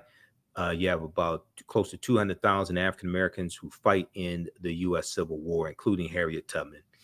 The conflict was the costliest and deadliest war ever fought on American soil, with some 620,000 of the 2.4 million soldiers killed, millions more injured, and much of the South was left in ruin. Read the article from history.com, American Civil War. Then we have the Reconstruction era. For a 14-year period, the U.S. government took steps to try to integrate the nation's newly freed African-American population into society. Between 1863 and 1877, the U.S. government undertook, now some sources will say it's a 12-year period of time, 1865 to 1877, but the U.S. government undertook the task of integrating nearly 4 million formerly enslaved people into society after the Civil War bitterly divided the country over the issue of slavery. A white slave-holding South that had built its economy and culture on slave labor was now forced by its defeat in a war that claimed 620,000 lives to change its economic, political, and social relations with African Americans. All right, now let's look at this here. So we have the creation of labor unions, which we're going to see really comes into existence after the Civil War ends. Like the National Labor Union is going to be founded in 1866, the year after the Civil War ends and the year after chattel slavery ends. Okay, chattel slavery ends December 6, 1865, when Georgia ratifies the 13th Amendment. You're going to have smaller labor unions that exist. They come about somewhere around the 1840s. But we're really going to see an explosion of them after slavery ends. Many labor unions were created largely to lock out African Americans. So after the Civil War ends in 1865, you're going to have a lot of your large labor unions founded. The National Labor Union, NLU, was founded in 1866. Other labor unions like the American Federation of Labor, AFL, with Samuel Gompers, are founded after slavery ends. So that's right around 1875 or so. It was the enslaved Africans who had the majority of the skills in the United States. There were at least 262 skills, trades, and crafts that African people had in this country from 1619 to 1865, and we were largely working for free. A lot of these skills, trades, and crafts we brought with us from Africa.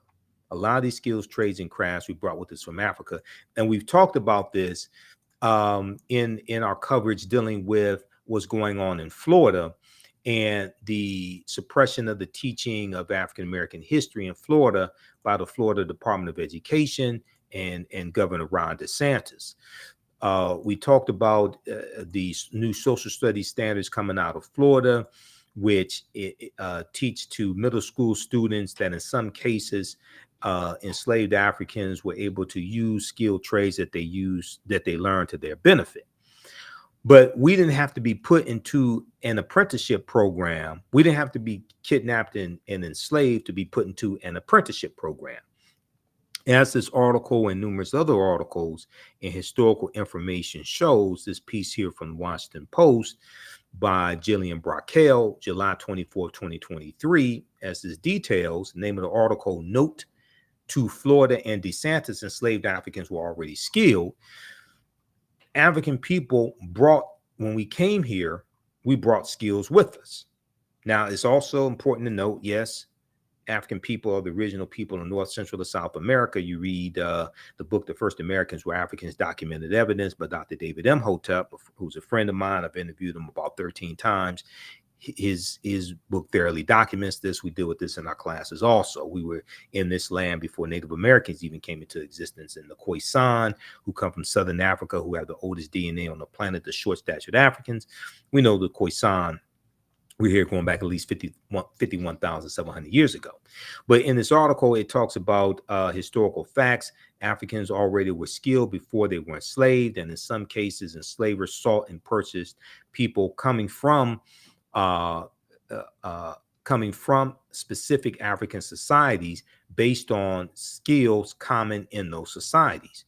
Decades of research, slave ship manifests, plantation ledgers, newspaper articles, letters, journals, and archaeological digs by dozens of scholars support this, much of it compiled in the 2022 book, African Founders, How Enslaved People Expanded African Freedom, by Pulitzer Prize winning historian David Hackett Fisher. Transatlantic slavery was an economic model proposing that skilled laborers who were benefiting themselves and their communities be abducted, transported, and forced to use those skills to benefit others. Other skills such as literacy, ministry, and music making were often banned because they did not benefit and even threaten the enslaver. Hackett Fisher, David Hackett Fisher explains how in the mid 1700s, enslaving colonists in the low country of the Carolinas, Georgia, and Florida, Florida once again, enslaving colonists in the low country of the Carolinas, Georgia, and Florida targeted people from the windward coast of West Africa, where rice had been cultivated for thousands of years, In the Low Country, enslaved African people then built complex systems of canals, levees, floodgates, and fields, just as they had in West Africa, providing the region with its first massive cash crop, because we came from very sophisticated civilizations. And we used our skills, trades, and crafts that we had in those civilizations to build those civilizations. Then we used them here to build America. But there were African people already here when the Spanish come in 1513, when the English come in 1607. So there were already African people here. In New England, the Puritans targeted Akan-speaking people from the Gold Coast, or Ghana, what we call Ghana, who had a long military tradition emphasizing discipline and quick thinking. Also, an enslaver named Onesimus, I'm not exactly sure how to pronounce his name, Onesimus, Onesimus, taught Puritan leader Cotton Mather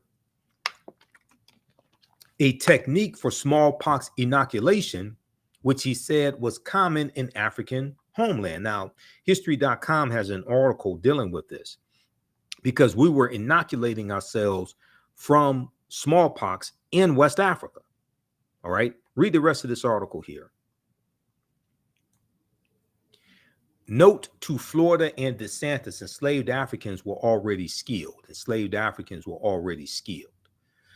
Okay, let's go back quickly here to the PowerPoint presentation.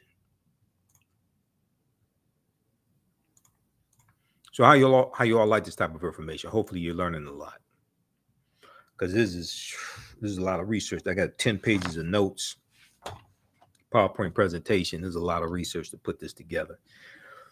So we have labor unions being created largely to lock African Americans out of the jobs we were doing for free. And a lot of these jobs are going to go to white immigrants coming to this country and white people who are already here. It was the enslaved Africans who had the majority of the skills in this country. There were at least 262 skills, trades, and crafts that we had in this country from 1619 to 1865. And we were largely working for free. Now, the book by James Newton and Ronald Lewis, which came out in 1978, called The Other Slaves, Mechanics, Mechanics, Artisans, and Craftsmen.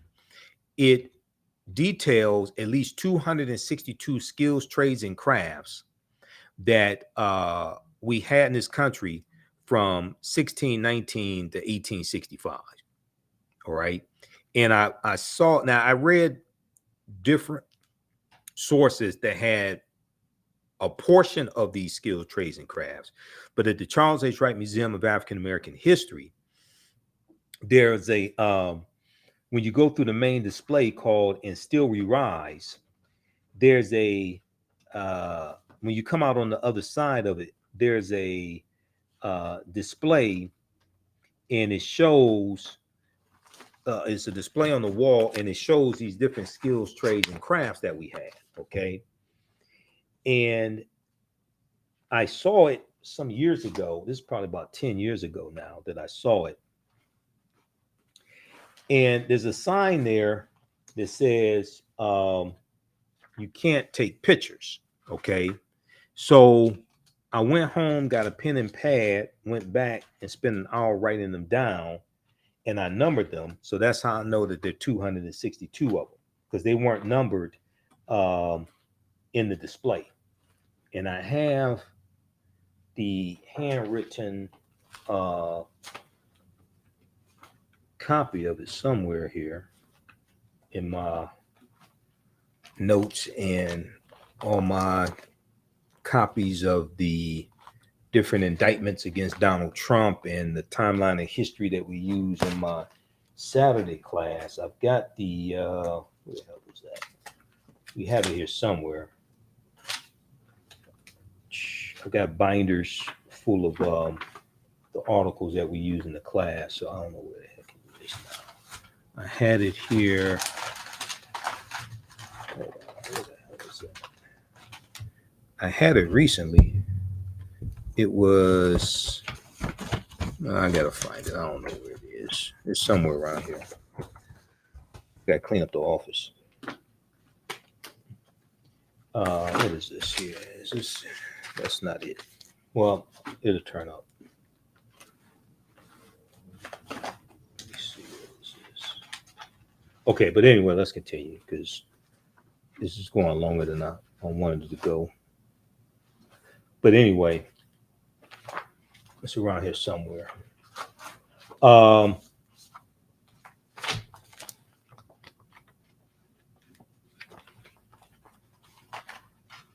Okay, this is all stuff on Reconstruction and stuff from the Sunday class. All right, but we were anchor makers. We were artists, bakers, brick makers, barrel makers, bartenders, basket makers, beer makers, blacksmiths, bricklayers, brick makers, cabinet makers, cigar makers, etc., hemp baggers.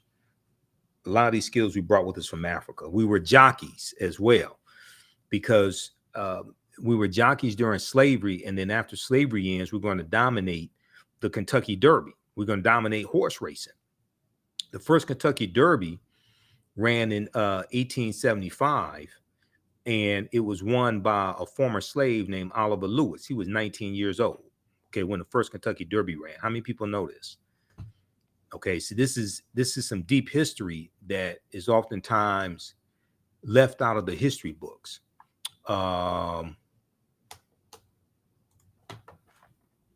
This is so 13 of the 15 jockeys in the first Kentucky Derby were African American men.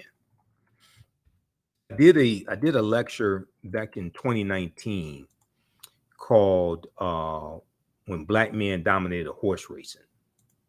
When black men dominated horse racing, and let's see here. I'm just going to show you something quickly here from the presentation because it's dealing with this period of history here. Okay, so this is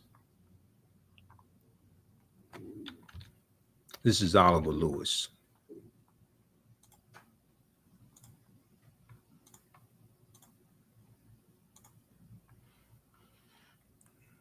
So why were horse racing was a pastime for wealthy white people.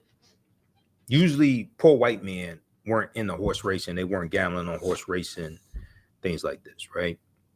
They didn't own horses. They didn't own thoroughbreds. Poor white men. So why did African American slaves become jockeys? African American jockeys' dominance in the world of racing is a history nearly forgotten today. Their participation dates back to colonial times when the British brought their love of horse racing to the New World. Founding fathers, or as Dr. Francis Cress Welsing called them, the Foundling Fathers, George Washington and Thomas Jefferson frequented the track. And when President Andrew Jackson, who's a huge white supremacist, who's the favorite president of another white supremacist president named Donald John Trump, former president, indicted co-conspirator Donald John Trump. When President Andrew Jackson moved into the White House in 1829, he brought along with him his best thoroughbreds and his black jockeys. So Andrew Jackson hated African people, but he liked us enough. He was nice enough to let us race his horses for him. Because racing was tremendously popular in the South, it is not surprising that the first black jockeys were slaves. Now, this is a picture of Oliver Lewis here. But when the first Kentucky Derby ran in 1875, May 17th, 1875, 13 of the 15 jockeys were African Americans. Among the first 28 Kentucky Derby winners, 15 of them were African American jockeys. African American jockeys excelled in the sport of horse racing in the late 1800s, but by 1921 they had disappeared from the Kentucky track and would not return until Marlon St. Julian rode in the 2000 race.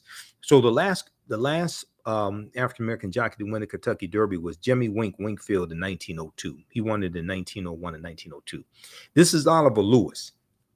Oliver Lewis won the first Kentucky Derby in 1875. Okay, he was 19 years old.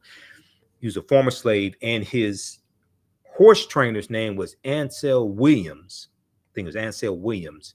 And he was an older African-American man and a former slave also. Oliver Lewis won the very first Kentucky Derby in 1875 aboard Aristides, the horse Aristides. In addition to this famous first, Oliver Lewis became an analyzer of racing data. His work became very influential in the forming of modern race charts. So the derbymuseum.org has a lot of historical information. This is Jimmy Wink Winkfield. He's a two-time Kentucky Derby racer. 1901, at age 19, Jimmy Wink Winkfield captured his first Kentucky Derby title astride a horse named Eminence.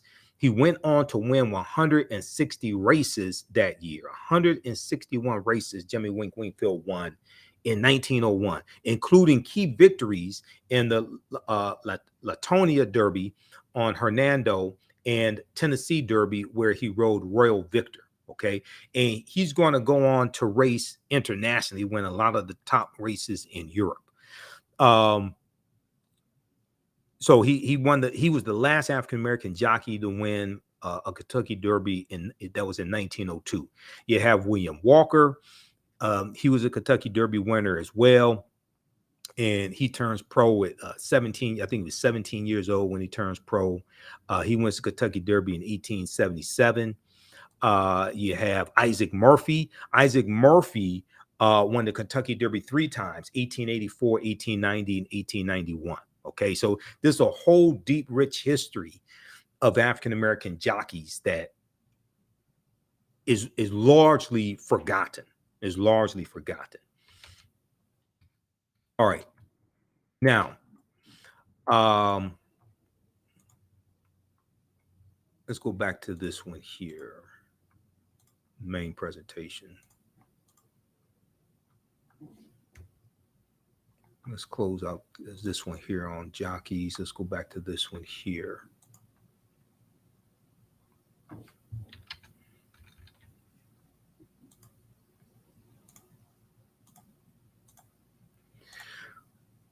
All right, now, so skilled trades. Let's look at the labor union of the late 1800s. And there's a book that I'm referencing also called How White Folks Got So Rich, The Untold Story of American White Supremacy, the 3rd edition. How White Folks Got So Rich, The Untold Story of American White Supremacy. Check out this book. It's a small but powerful book. And it's similar to Black Labor, White Wealth by Dr. Claude Anderson, who's one of my teachers also, Dr. Claude Anderson.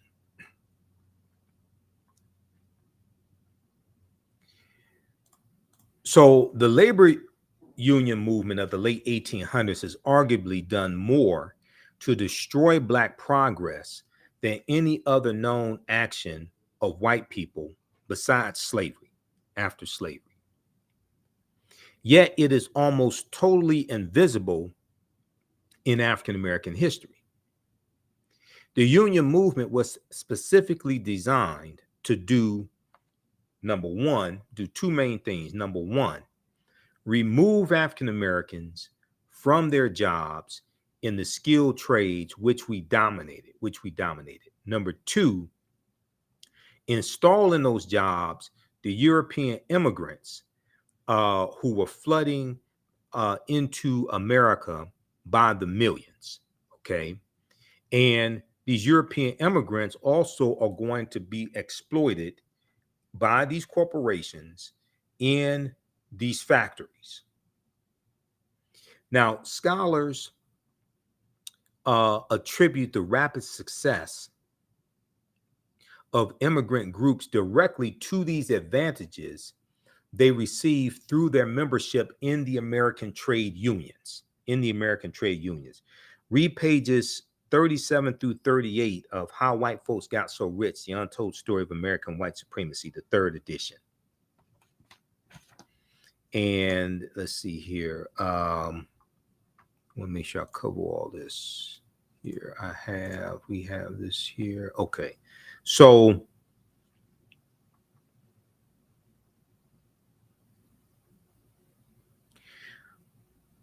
let me see, we want to pick this up here. I'm looking at my notes. Okay, let me go to my notes here for this. Just bear with me because I'm switching between articles, notes, and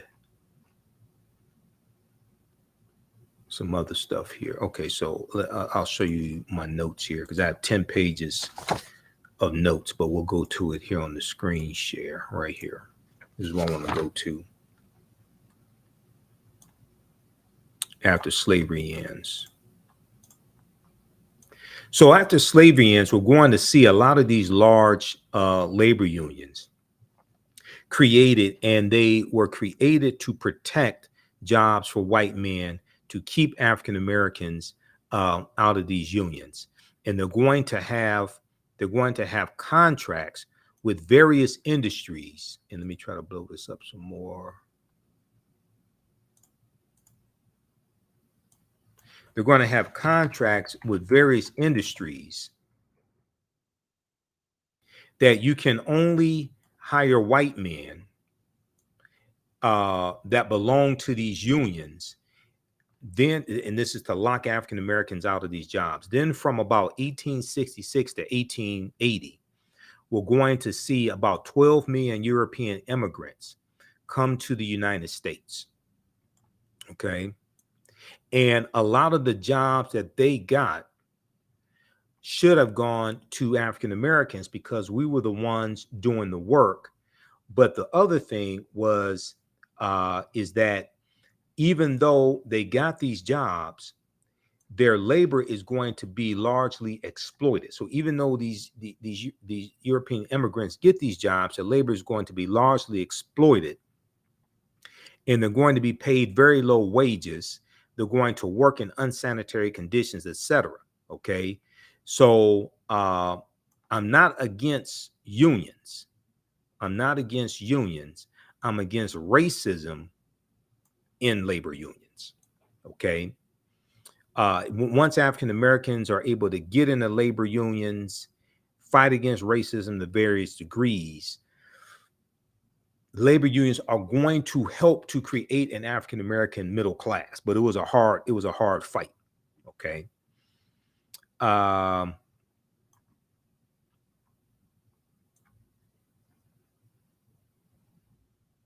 Labor unions have done a lot of good things, but when we look at the origins of a lot of these labor unions, it comes out of white supremacy and racism, and it comes out of a need to lock African Americans out of these opportunities.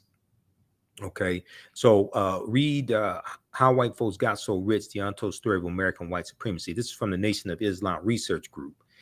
And it's very well documented that they talk about how the labor union movement of the late 1880s has arguably done more to destroy Black progress than any other known action of white people outside of slavery. But this is largely left out of history. Okay. Now, so we talked about that. While historians have misrepresented Blacks in slavery as being mere field hands, African Americans held a virtual monopoly on almost all skilled and unskilled labor. Okay, we were the engineers, shipbuilders, tailors, shoemakers, carpenters, etc.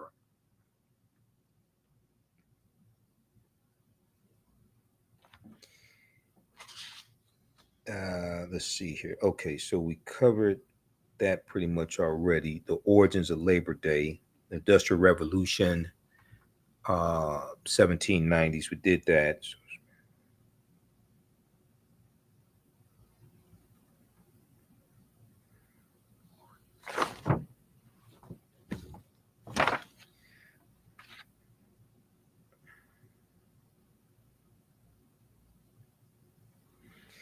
So as manufacturing increasingly replaces an agricultural basis, as the wellspring of American employment, labor unions, which had first appeared in the late 18th century, which is the late 1700s, we're going to first see labor unions we're going to see a lot of small labor unions. Then they're going to grow more prominent after slavery ends, and they become more vocal because because you're replacing a agricultural basis with a manufacturing basis.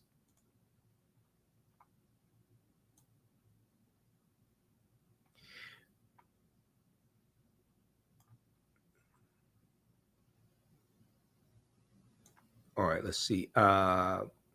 Okay, you have an industrial revolution here in the US and the 1880s, and you have labor unions began organizing labor strikes and rallies to protest poor conditions and compel employers to renegotiate hours and pay.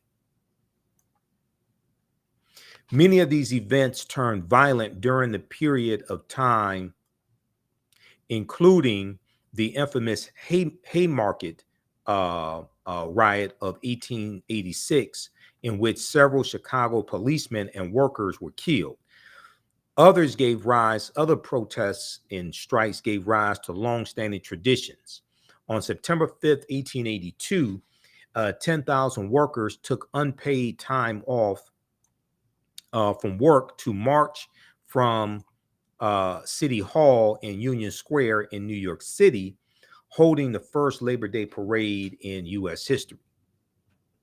Now, the idea of a working man's holiday celebrated on the first Monday in September caught on in other industrial centers across the country. And many states passed legislation recognizing it. Congress would not legalize the holiday until 12 years later, in 1884, when a watershed moment in American labor history brought workers' rights squarely into public's view. Okay. And this was the Pullman Palace Car Company strike by the Pullman workers. Okay. Now, the Pullman Porters, who were African American, the Pullman Porters were not allowed to strike because they were not allowed to join the union. When we look at George Pullman, and this history on George Pullman is fascinating, and this is going to be this ties into the Panic of 1893, which we talked about in the beginning of this presentation. So George Pullman founds the Pullman Palace Car Company in Chicago in 1867.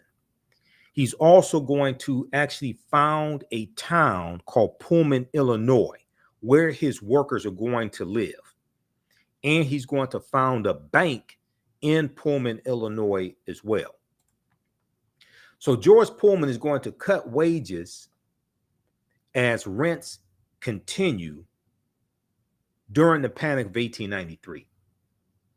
Cuts to wages and rents endure. Despite growing tensions among George Pullman's workers, George Pullman's vision of a paternalistic community organized around a factory fascinated the American public for a time. When Chicago hosted the Columbian Exposition, the World's Fair of 1893, international visitors flocked to see the model town created by George Pullman. So his workers lived in quarters that George Pullman owned. Rent was taken directly out of their paychecks. Okay. Things changed dramatically with the Panic of 1893, which was a severe financial depression that affected the American economy. George Pullman is going to cut the wages of his workers by 1/3, but he refused to lower the rent of his workers in the company housing that he owned. He cuts wages by 33%, but he did not cut their rent. So the depression set off by the Panic of 1893 was the greatest depression America had known, and was only surpassed by the Great Depression of the 1930s. In early May 1893, the New York stock market dropped sharply, and in late June, panic selling caused the stock market to crash. A severe credit crisis resulted in more than 16,000 businesses failed by the end of 1893, including and it also included the failed businesses of about 156 railroad companies and nearly 500 banks. Okay. Unemployment spread until 1 in 6 American men lost their jobs. Thoughtco.com has an article, Financial Panics of the 19th Century. Okay, so check out that article. Now,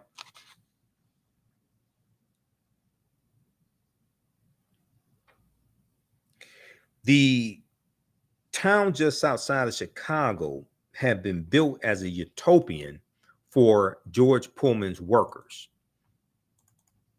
And I'm going to go back to my notes for this here.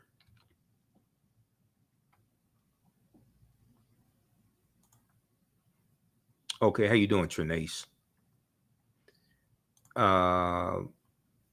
Let's see here.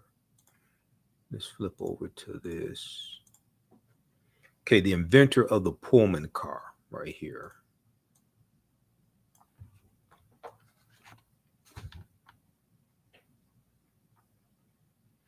Okay, so George Pullman, who was the inventor of the Pullman car, which was a sleeping car on railroads that because people are traveling across the country. They're not flying at this time. They're traveling across the country by railroad. Okay. He was born in 1831 in upstate New York. He was the son of a carpenter. He learned carpentry himself and moved to Chicago, Illinois in the late 1850s. During the Civil War, George Pullman began building a new kind of railroad passenger car, passenger car, which had berths for passengers to sleep. Pullman's cars became popular with the railroads, and in 1867, he formed the Pullman Palace Car Company, Okay. He was the creator of the railroad sleeping car, and he's going to found a town in Pullman, Illinois for his, he's going to found a town in Illinois called Pullman, Illinois. He founded this town for his employees. The town just outside of Chicago had been built as a utopian home for George Pullman's workers, but the utopia was designed to serve George Pullman above all others, according to PBS.org, Public Broadcasting System. Quote, its residents all worked for the Pullman Company, PBS notes. Quote, their paychecks drawn from Pullman Bank, because he owned a bank, and their rent set by George Pullman deducted automatically from their weekly paychecks, end quote. From 1880 to 1893, all seemed well in Pullman Town until an economic depression prompted George Pullman to cut his employees' wages, even though their rents remained the same. The workers walked out. In solidarity, members of the American Railway Union, founded by fiery socialist Eugene Debs, according to Time magazine, the American Railway Company took up the cause of the George Pullman workers who are striking, and the 150,000 members of the American Railway Union refused to work on trains carrying George Pullman's sleeping cars, prompting a nationwide transportation nightmare. Now, you may have heard the name Eugene Debs recently in the media behind the indictments of Donald Trump, because people are saying that Donald Trump can still run for president from prison. And a precedence for this would be when Eugene Debs ran for president of he ran for United States president representing the Socialist Party, and he ran for president from prison. So when you hear about Eugene Debs, the socialist, running for president from prison, this is who they're talking about. Eugene Debs was the president of the American Railway Union, who joined in 1893, his union joined along with the Pullman worker strikers in this strike against George Pullman.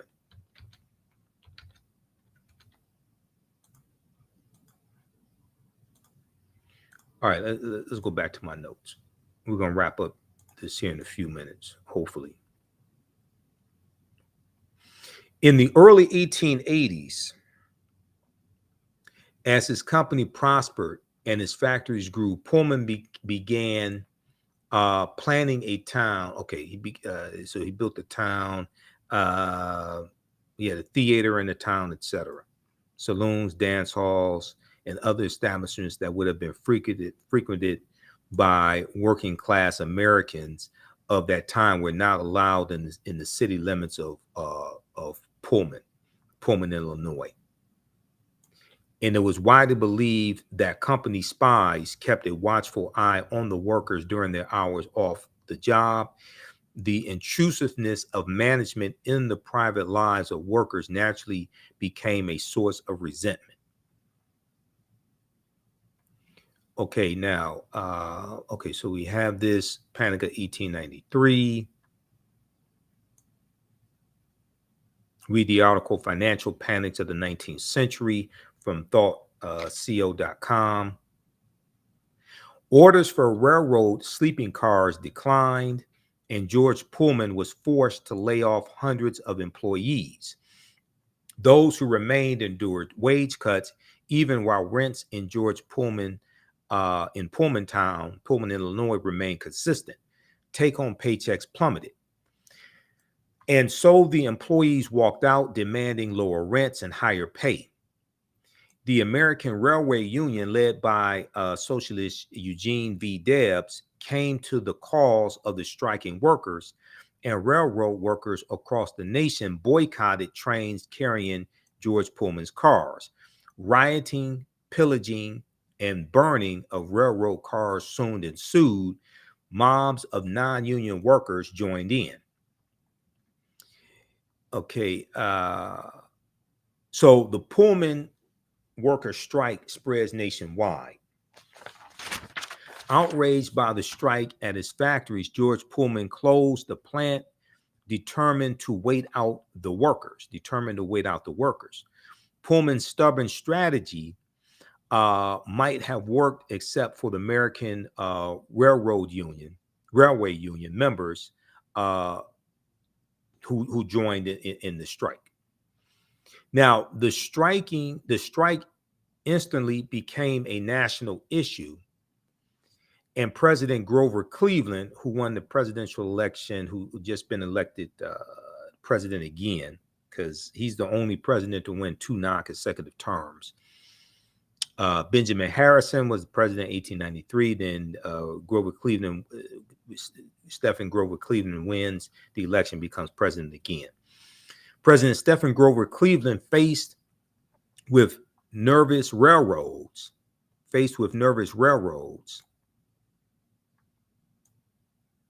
railroad executives, and interrupted mail trains, declared the strike a federal crime and deployed 12,000 troops to break the strike. Violence erupted, and 2 men were killed when U.S. deputy marshals fired on protesters in Kensington, Illinois, near Chicago. But the strike was doomed.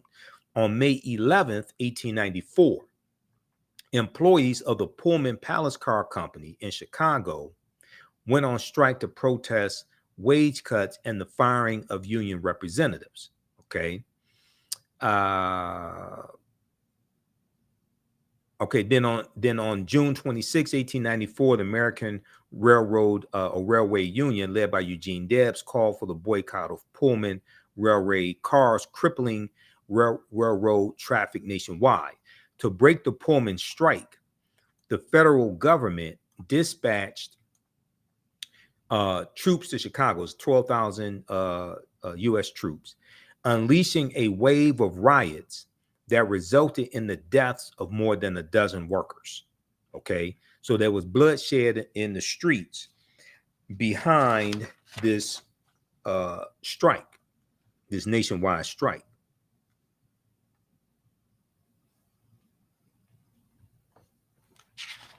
So people still ask the question of who created Labor Day. We don't know exactly who created Labor Day. We do know on June 28th, 1894, President Grover Cleveland signed Labor Day into law. In the wake of this massive unrest and in an attempt to repair ties with American workers, Congress passed an act making Labor Day a legal holiday in the District of Columbia and U.S. territories. On June 28, 1894, President Stephen Grover Cleveland signed this act into law. More than a century later, the true founder of Labor Day has yet to be identified. Many credit Peter J. McGuire, co-founder of the American Federation of Labor, while others have suggested that Matthew McGuire, Maguire, a secretary of the Central Labor Union, with first proposing the holiday.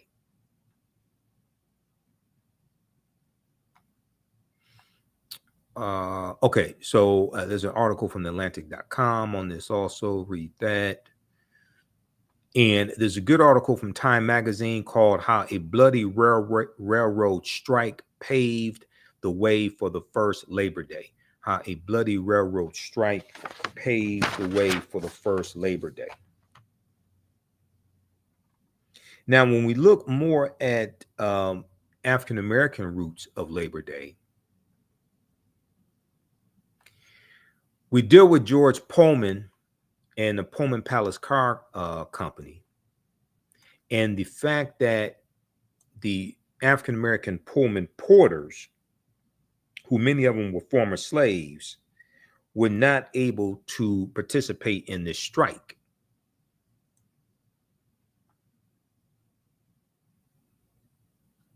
When a Pullman car was leased to a railroad, it was equipped with highly trained porters to serve the travelers. These cars were staffed with recently freed slaves who George Pullman judged to be skilled in service and willing to work for low wages. Soon, the Pullman Rail Car Company, was the largest employer of African Americans in the country, with the greatest concentration of Pullman porters living on Chicago's South Side. So Labor Day was nationally established after the Pullman Strike of 1894, when President Stephen Grover Cleveland sought to win political points by honoring dissatisfied railroad workers. This strike did not include African-American Pullman porters or conductors on trains, but for the Black porters, racism fueled part of the workers' dissatisfaction and was never addressed. Okay, so it's going to be after the Brotherhood of Sleeping Car Porters is founded by Phillip Randolph in 1925. It's going to be after that these workers are going to be able to go on strike.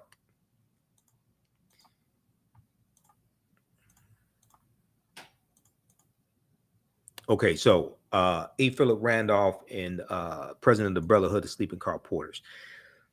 Brotherhood of Sleeping Car Porters, also called Brotherhood of Sleeping Car Porters and Maids, M-A-I-D-S, was the first African-American labor union to be affiliated with the American Federation of Labor. It was founded in 1925 by labor organizer and civil rights activist Phillip Randolph, who's also a member of Phi Beta Sigma Fraternity Incorporated, my fraternity. You heard me mention that on Roland Martin Unfiltered when we talked about the 60th anniversary of the March on Washington. And I didn't agree with Phillip Randolph on everything. I disagreed with him on the Marcus Garvey Must Go campaign, but other things I agreed with him on. The Brotherhood of Sleeping Car Porters aim to improve the working conditions and treatment of African-American railroad porters and maids employed by the Pullman Company, by George Pullman, a manufacturer and operator of railroad cars. The BSCP, Brotherhood of Sleeping Car Porters, embodied Phillip Randolph's belief that segregation and racism were linked to the unfair distribution of wealth, and power that condemned tens of millions of African American and white Americans to chronic misery. Britannica.com, Encyclopedia Britannica, has a good write-up on the Brotherhood of Sleeping Car Porters. You can check that out at Britannica.com. Now, in their home neighborhoods, to be a Pullman porter was considered a prestigious position. The job offered a steady income, a opportunity, a steady income, a and an opportunity to travel across America, and a life largely free of heavy physical labor, which was rare for African Americans in that era. Historian Tamil Black recounts they were good looking, clean, and immaculate in their dress. Their style was quite manly. Their language was very carefully crafted so that they had a sense of intelligence about them. They were good role models for young men. And I remember there was a documentary in the last few years about the Pullman Porters also, these African American men. But the porters were also mistreated, underpaid, and subjected to countless indignities on the job. A Pullman, quote, a Pullman porter was really kind of a glorified hotel maid and bellhop in what George Pullman called a hotel on wheels. And what George Pullman called a hotel on wheels explains former Pullman porter and historian Greg Leroy. Read the article from blackpast.org called Brotherhood of Sleeping Car Porters, Brotherhood of Sleeping Car Porters, that breaks down this history. And blackpast.org, they have about 6,000 pages of articles dealing with African history and African American history. So that's one of the sources I use in my classes. If you go back to my notes here quickly, this is on page 7 of my notes. Let's see, where are we here? The Pullman Company, I want to go to this citation here. Where are we? Right here. Okay. So the Pullman Company just thought of the porters as a piece of equipment, just like another button on a panel. The same as a light switch or a fan switch. The same as a light switch or a fan switch. And let's see here. I'm going to pull up this article.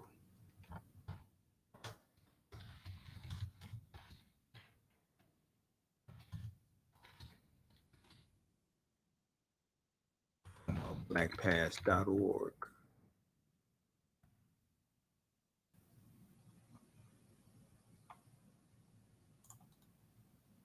Okay, this piece right here. Let's go to this.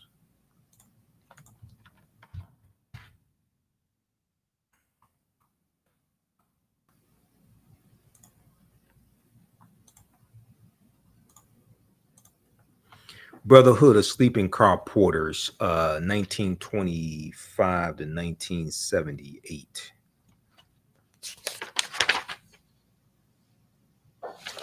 This is from blackpast.org. All right. This is a mass meeting of the Brotherhood of Sleeping Car Porters in 1933.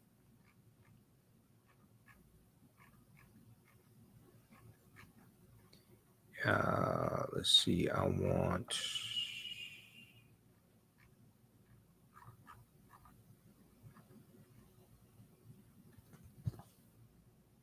Where is that?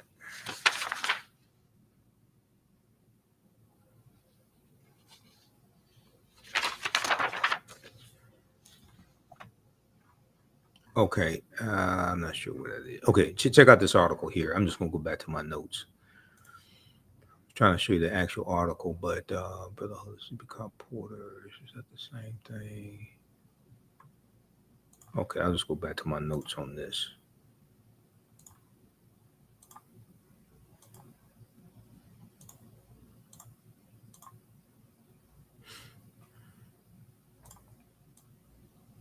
Okay, so the Pullman Company just thought of the Pullman Porters as a piece of equipment, just like another button on a panel.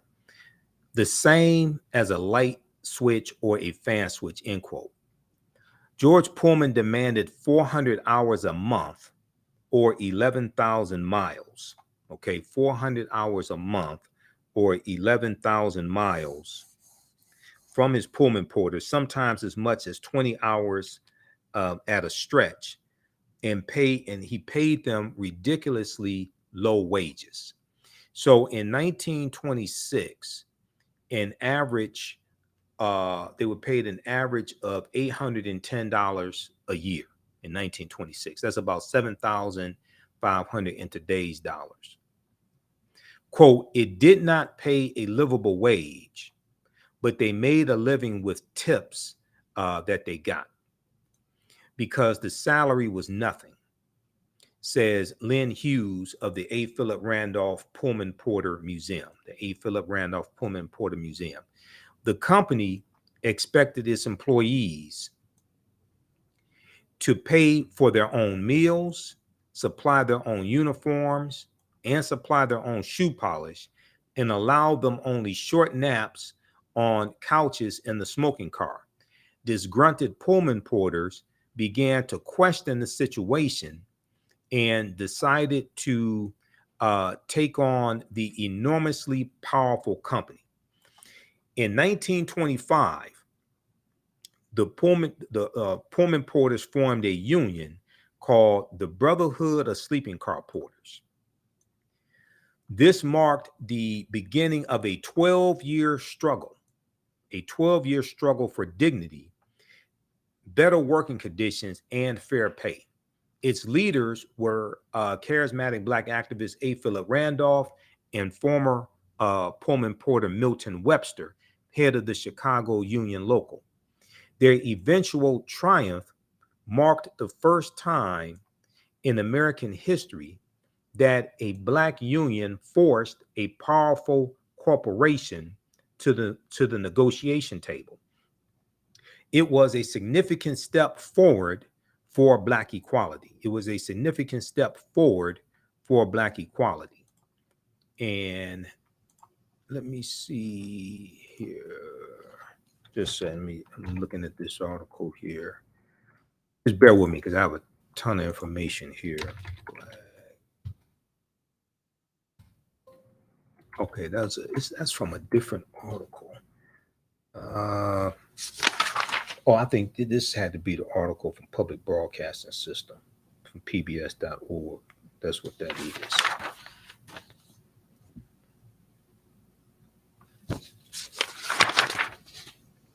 That was Tamil Black.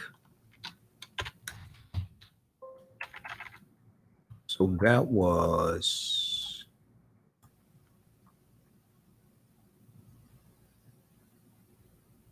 Brotherhood Sleeping Car Porters. Regular.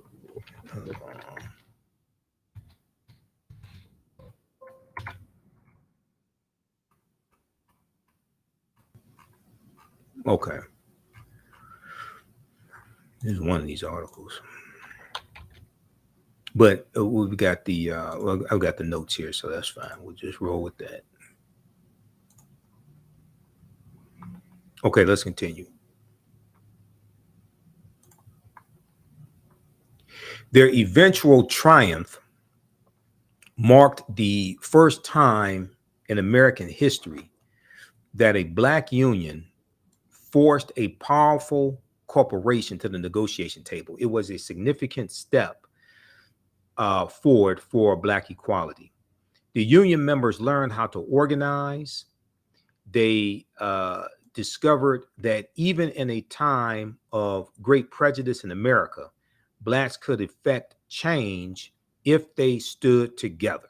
Okay, so this was like something like really, really important that I gathered from this in researching this history back when I originally did this presentation, like in 2019. I was researching all this history.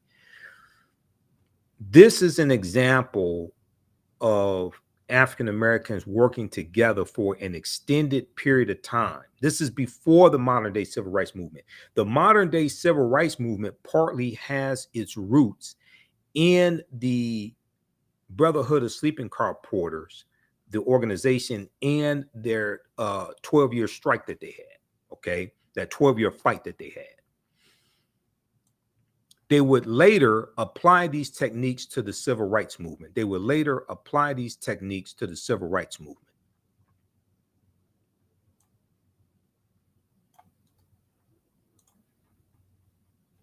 We know that A. Phillip Randolph is going to become instrumental in the modern day civil rights movement. And he was looked at as one of the big six Negro leaders. Negro leaders also. So the union members of the Brotherhood of Sleeping Car Porter learned how to organize and negotiate. And I'm going to try to pull something else up as well.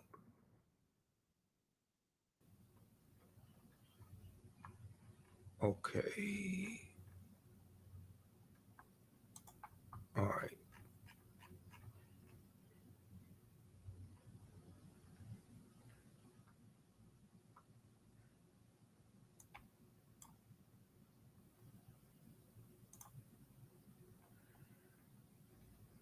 Okay, so they learn how to negotiate, learn how to organize and negotiate as well.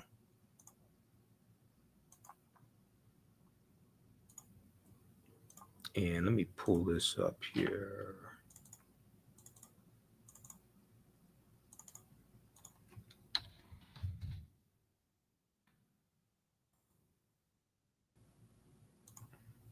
Okay, we'll go back to that. Just give me a minute.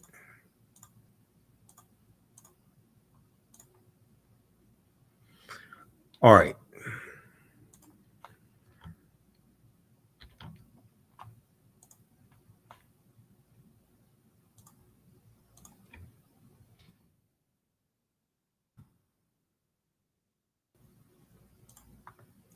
Okay, so we know that A. Phillip Randolph becomes one of what's known as the Big Six Negro leaders, Big Six African American leaders during the modern day civil rights movement. He's one of the architects of the March on Washington.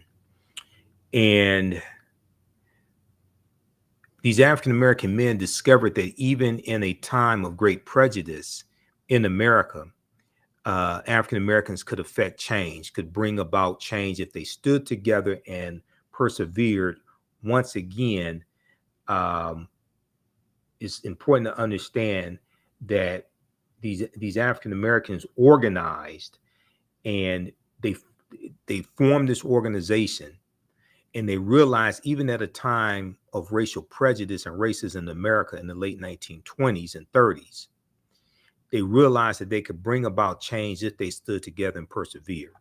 Now, these tactics were later applied to the civil rights movement, the modern day civil rights movement. So even though we look at the modern day civil rights movement starting in December of 1955 with the Montgomery bus boycott, which started Monday morning, December 5th, 1955, or some people take it back to the lynching of Emmett Till, August 28th, 1955, and what takes afterwards, the effort to force a trial to gather information on the killers of Emmett Till, and the support given to Emmett Till's family and the international attention on this lynching of this 14-year-old boy. His cousin, and we know his cousin Simeon Wright passed away in September 2017. Okay. But we see the seeds of the modern day civil rights movement in the fight of the Brotherhood of Sleeping Car Porters. TheRoot.com had a good article and a video clip from September 4th, 2017 called America's Racist History of Labor. America's Racist History of Labor.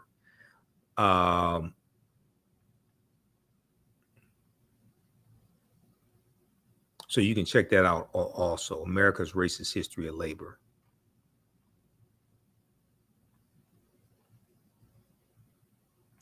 Now, you also have Isaac Myers.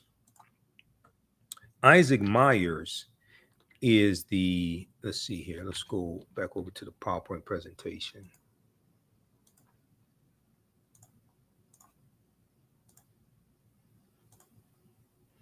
Isaac Myers was the president of the Colored National Labor Union in 1869. Colored National Labor Union.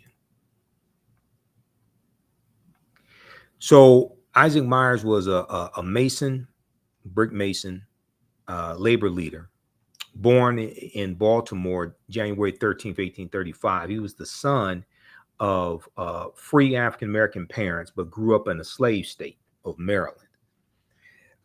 Isaac Myers received his early education from a private day school of a local clergyman named Reverend John Forty.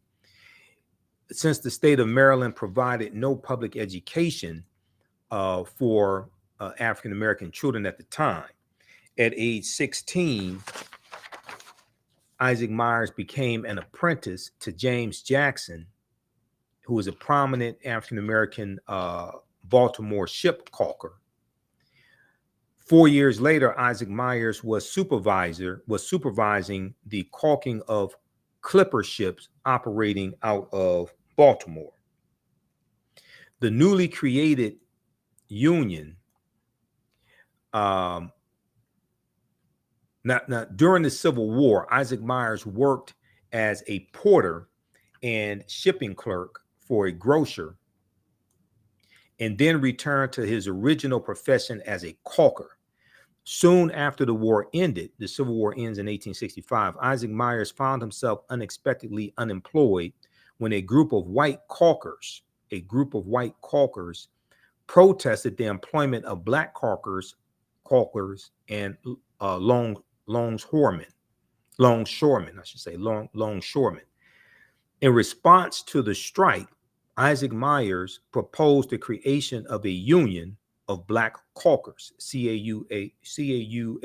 Caulkers. The newly created union, called the Colored Caulkers Trade Union Society,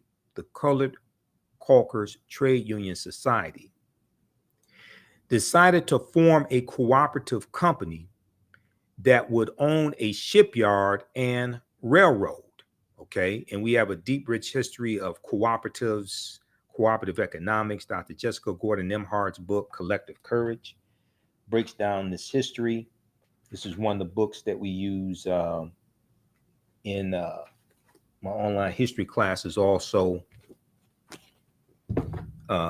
this book here, Collective Courage, A History of African American Cooperative Economic Thought and Practice. Collective Courage, A History of Cooperative Economic Thought and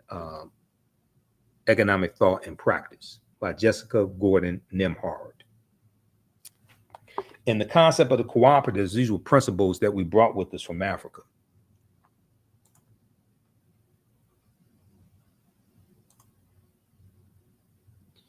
All right, now, so he forms the Colored Caulkers Trade Union Society.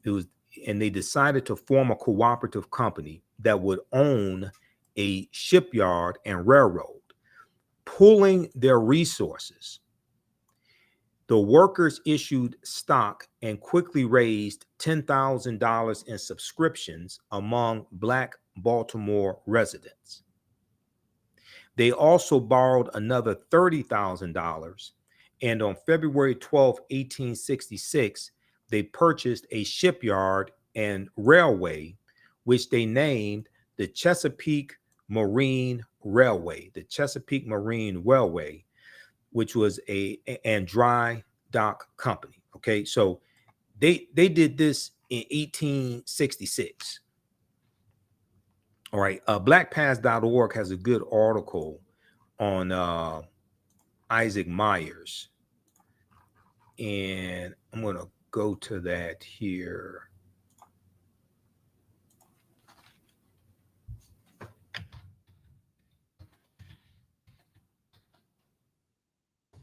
Let me pull this up.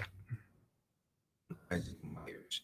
So when we study, how we were using the cooperative system, and I've done presentations on this in the past, and we deal with This is how we engaged in economics. A lot of these economic empowerment gurus out here that are preaching white capitalism and black people investing green dollars in the white-owned stock market and trying to pass that off as economic empowerment, because it's not. You can create wealth, but economic empowerment and wealth creation are not the same thing. You got a lot of these economic empowerment gurus out here using the term economic empowerment and wealth creation interchangeably. They're not the same thing. Economic empowerment occurs when we control the economics in our community. We own the land, we own the majority of the businesses, we own the gas stations, radio stations, grocery stores, dry cleaners, multi-story buildings, etc., on the newspapers, the media in our community. That's economic empowerment. We could all have stock portfolios. I want to make sure everybody understands this. We could all have stock portfolios valued at $5 million, and we could still spend 97% of our dollars with people that don't look like us. You have wealth creation, you don't have economic empowerment. And there are a lot of economic empowerment gurus, or whatever they want to call themselves, out here using the terms interchangeably. They're not the same thing. I'm not against wealth creation, but we have to be clear on what we're doing. Black people investing green dollars in white-owned corporations is not economic empowerment. You can create wealth. Now, you can take that wealth and you can use that to buy up the land, buy up houses, own grocery stores, own radio stations, TV stations.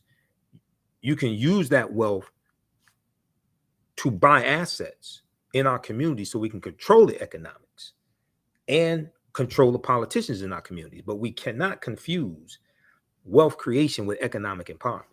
Those are two entirely different things. They come from two different mindsets.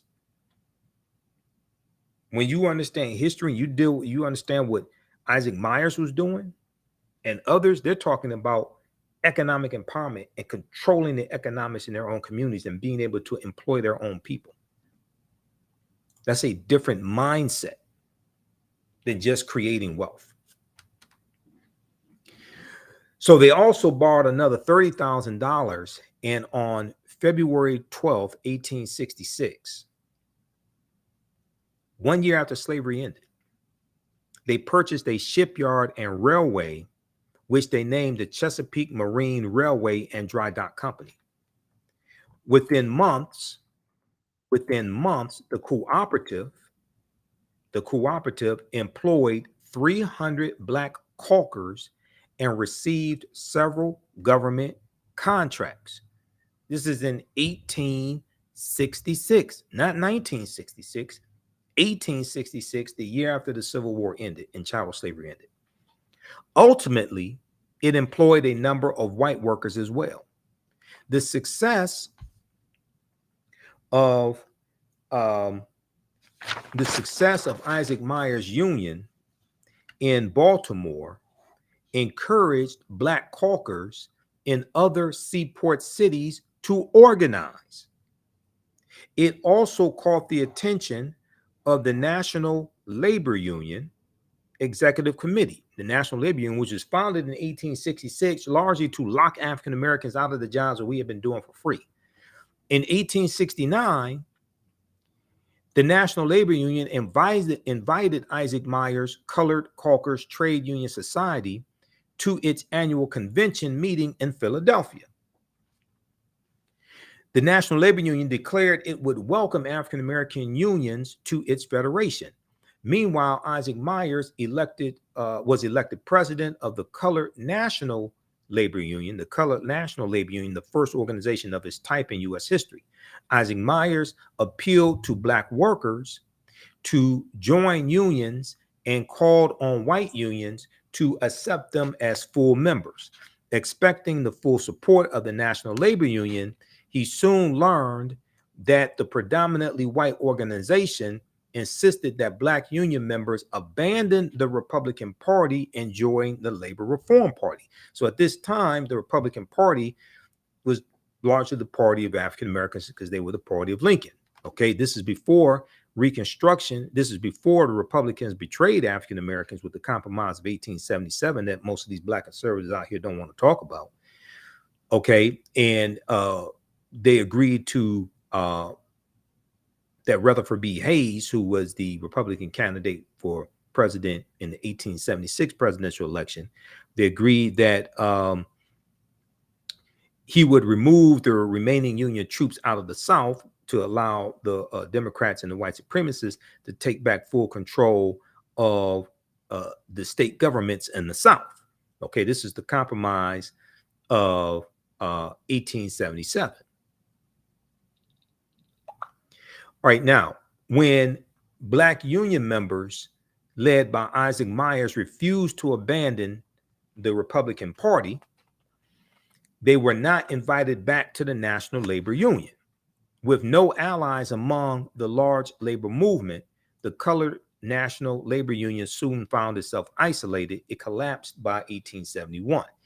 Isaac Myers held a variety of other positions, but his years of prominence were over. He worked as a detective for the Baltimore Post Office between 1872 and 1879. Between 1879 and 1882, he operated a small Baltimore coal yard, C-O-A-L. All right, read the rest of this about Isaac Myers at blackpast.org and the Colored Caulkers Trade Union Society, the Colored Caulkers Trade Union Society.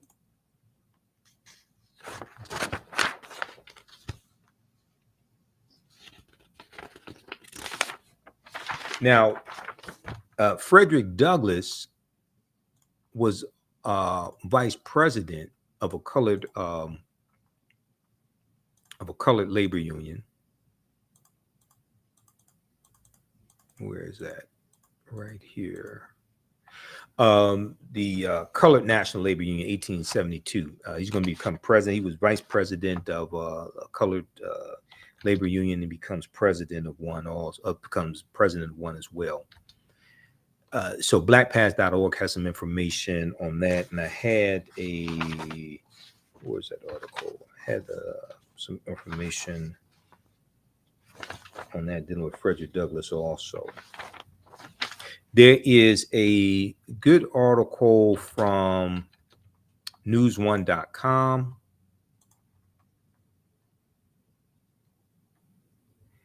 that deals with where is that?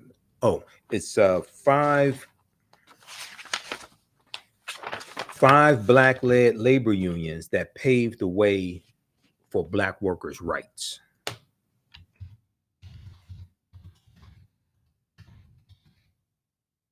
Yeah, 5 Black-led labor unions that paved the way for Black workers' rights. So check this out from newsone.com. This is a good article.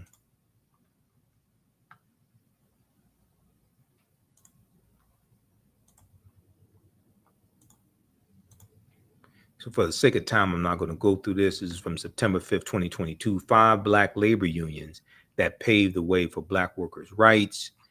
And I'm going to close out this ad. They talk about the, let's see here.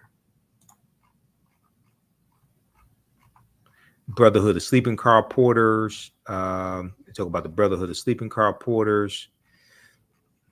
The Colored National Labor Union. The Colored National Labor Union. Waiting for this to keep loading. Okay. Colored National Labor Union. They talk about the Coalition of Black Trade Unionists, the National Domestic Workers Union, and the American League of Colored Laborers. The American League of Colored Laborers. Okay, led by Frederick Douglass, created in 1850. The American League of Colored Laborers. Okay, so you can check that out as well. 5 Black-led labor unions that have paved the way for Black workers' rights.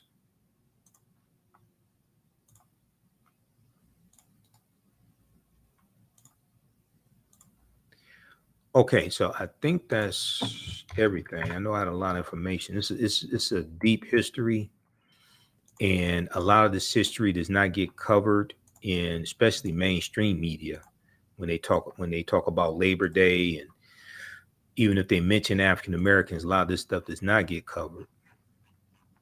So since I have my own platform and I'm a historian, I want to make sure we covered it here today. So hopefully you learned a lot.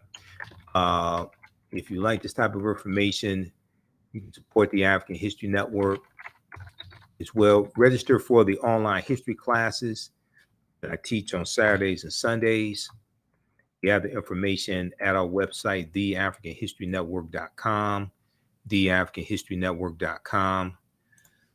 On Saturdays is Ancient Kemet, the Moors, and the Ma'afa, understanding the transatlantic slave trade, what they didn't teach you in school.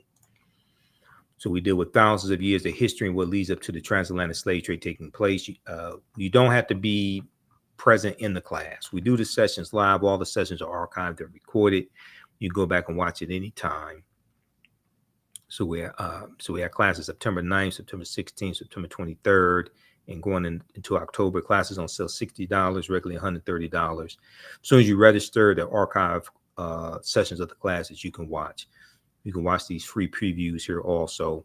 And then on Sundays, I teach Black resistance movements from the Haitian Revolution, U.S. Civil War, Civil Rights Movement, Black Power Movement, 1800 to 1968. Okay, and this content is PG-13. You can use this with your children. It's not overly graphic. It's not vulgar. It's very visual. So we have book references. I'll show you the book references on the screen. There's about 80 to 100 articles that we cite. The video clips also. You can also support us through Cash App, $ TheAHNShow, through Cash App and through PayPal, paypal.me/TheAHNShow. So this helps us keep doing the research, stay on the air, keep broadcasting, pay some of the bills, etc., pay for all these services that I use to broadcast and upgrade equipment, etc. Okay. All right. So hopefully you learned a lot today. There's a deep, rich history when we deal with Labor Day that does not get covered in mainstream media. So we have to have our own media to be able to cover this history, and you need somebody who understands this history like myself to be able to teach it. Okay, so definitely appreciate the support. Give us a thumbs up, give us a heart, give us a like on this broadcast. Follow us on our YouTube channel, Michael Imhotep, Imhotep. Turn on live notifications so you know when we go live.